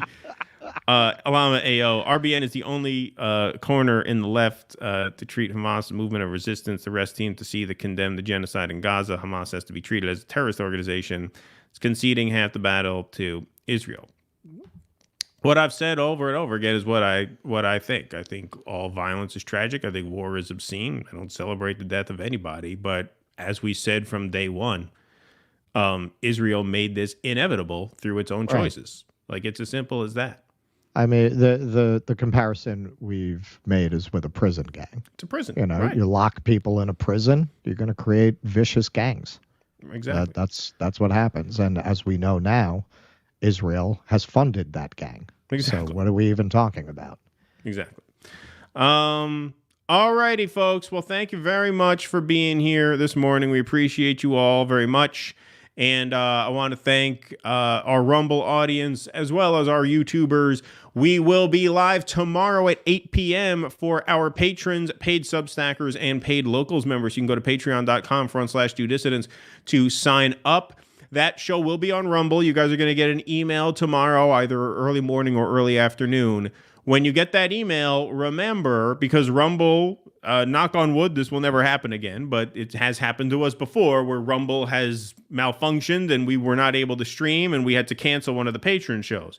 Because we do not want to have to ever cancel a show again for that reason, we are multi-streaming our patron shows to Rumble and the Do Dissident Supporter Facebook group, which is a private group, invite only, that's available to our paid subscribers. So I'm going to send out, in addition to the Rumble link tomorrow, the invite to join that Facebook group. So So if you have not joined that group yet and you're on Facebook, please click that link, request to join. I'll admit you so that you have a backup location to watch that stream. And that's good not only because Patreon memberships start at $5 a month and they go up from there depending on the kind of perks that you want access to. But yeah, Patreon, Substack, and Locals, it all starts at $5 a month and you get access to 2 bonus streams per month, which you'll also have call-in access to. But that Facebook group is important because not only is there a risk of Rumble just shitting the bed and us not being able to stream there, but also even when we're streaming to Rumble, we see in the chat a lot of times people saying it's freezing on my end or it's not loading right. This way you always just have a backup location. So the show will go on and you can watch it on Facebook as a backup. All right. Patreon.com/DoDissidents, DoDissidents.substack.com. We're dropping another article by Russell Dobular this afternoon. So sign up, even if you sign up for free, sign up there so you get the articles and our newsletter and DoDissidents.locals.com. If you're on Rumble right now, you can just hit that join button right under the screen and join our Locals. Locals works just like Substack. You can join as a free member or a paid member. So if you can join as a paid member, it really helps us out. That's great. But Locals also serves as a newsletter the way Substack does. So join for free if you can't join as a paid member. That's all we got today. Is that correct? Sparky threw us a little more cash, man. He threw us a little more strip cash. club. I should put on a G-string. Javier Milei seems to push austerity and selling things off to corporations. Austerity doesn't work, and if they sell things off, they won't get them back. Javier may be pretend populist globalist plan. Yeah, absolutely. Oh yeah, no, he's no libertarian. He's just a corporatist. Bill Clinton wouldn't be caught dead with him, because as far as I could tell, he hadn't brought any underage girls with him. So he definitely, right, yeah, exactly. Bill Clinton had no reason to meet with him other than his corporate ties. Javier Milei is the exact kind of leader that the United States would install as a puppet if they didn't win the election. Javier Milei is the kind of leader that we overthrow the socialist leader to install guys like him. Exactly. Yeah. All righty, everybody. Thank you very much. We appreciate you. We will see you tomorrow, patrons, 8 o'clock on Rumble and or Facebook. We'll be back here Sunday, December 31st at 2 p.m. afternoon show, 2 p.m. special New Year's Eve time. Until then, we thank you all for being here. And until we see you guys either Saturday or Sunday, be safe and be well. Courage. Please clap.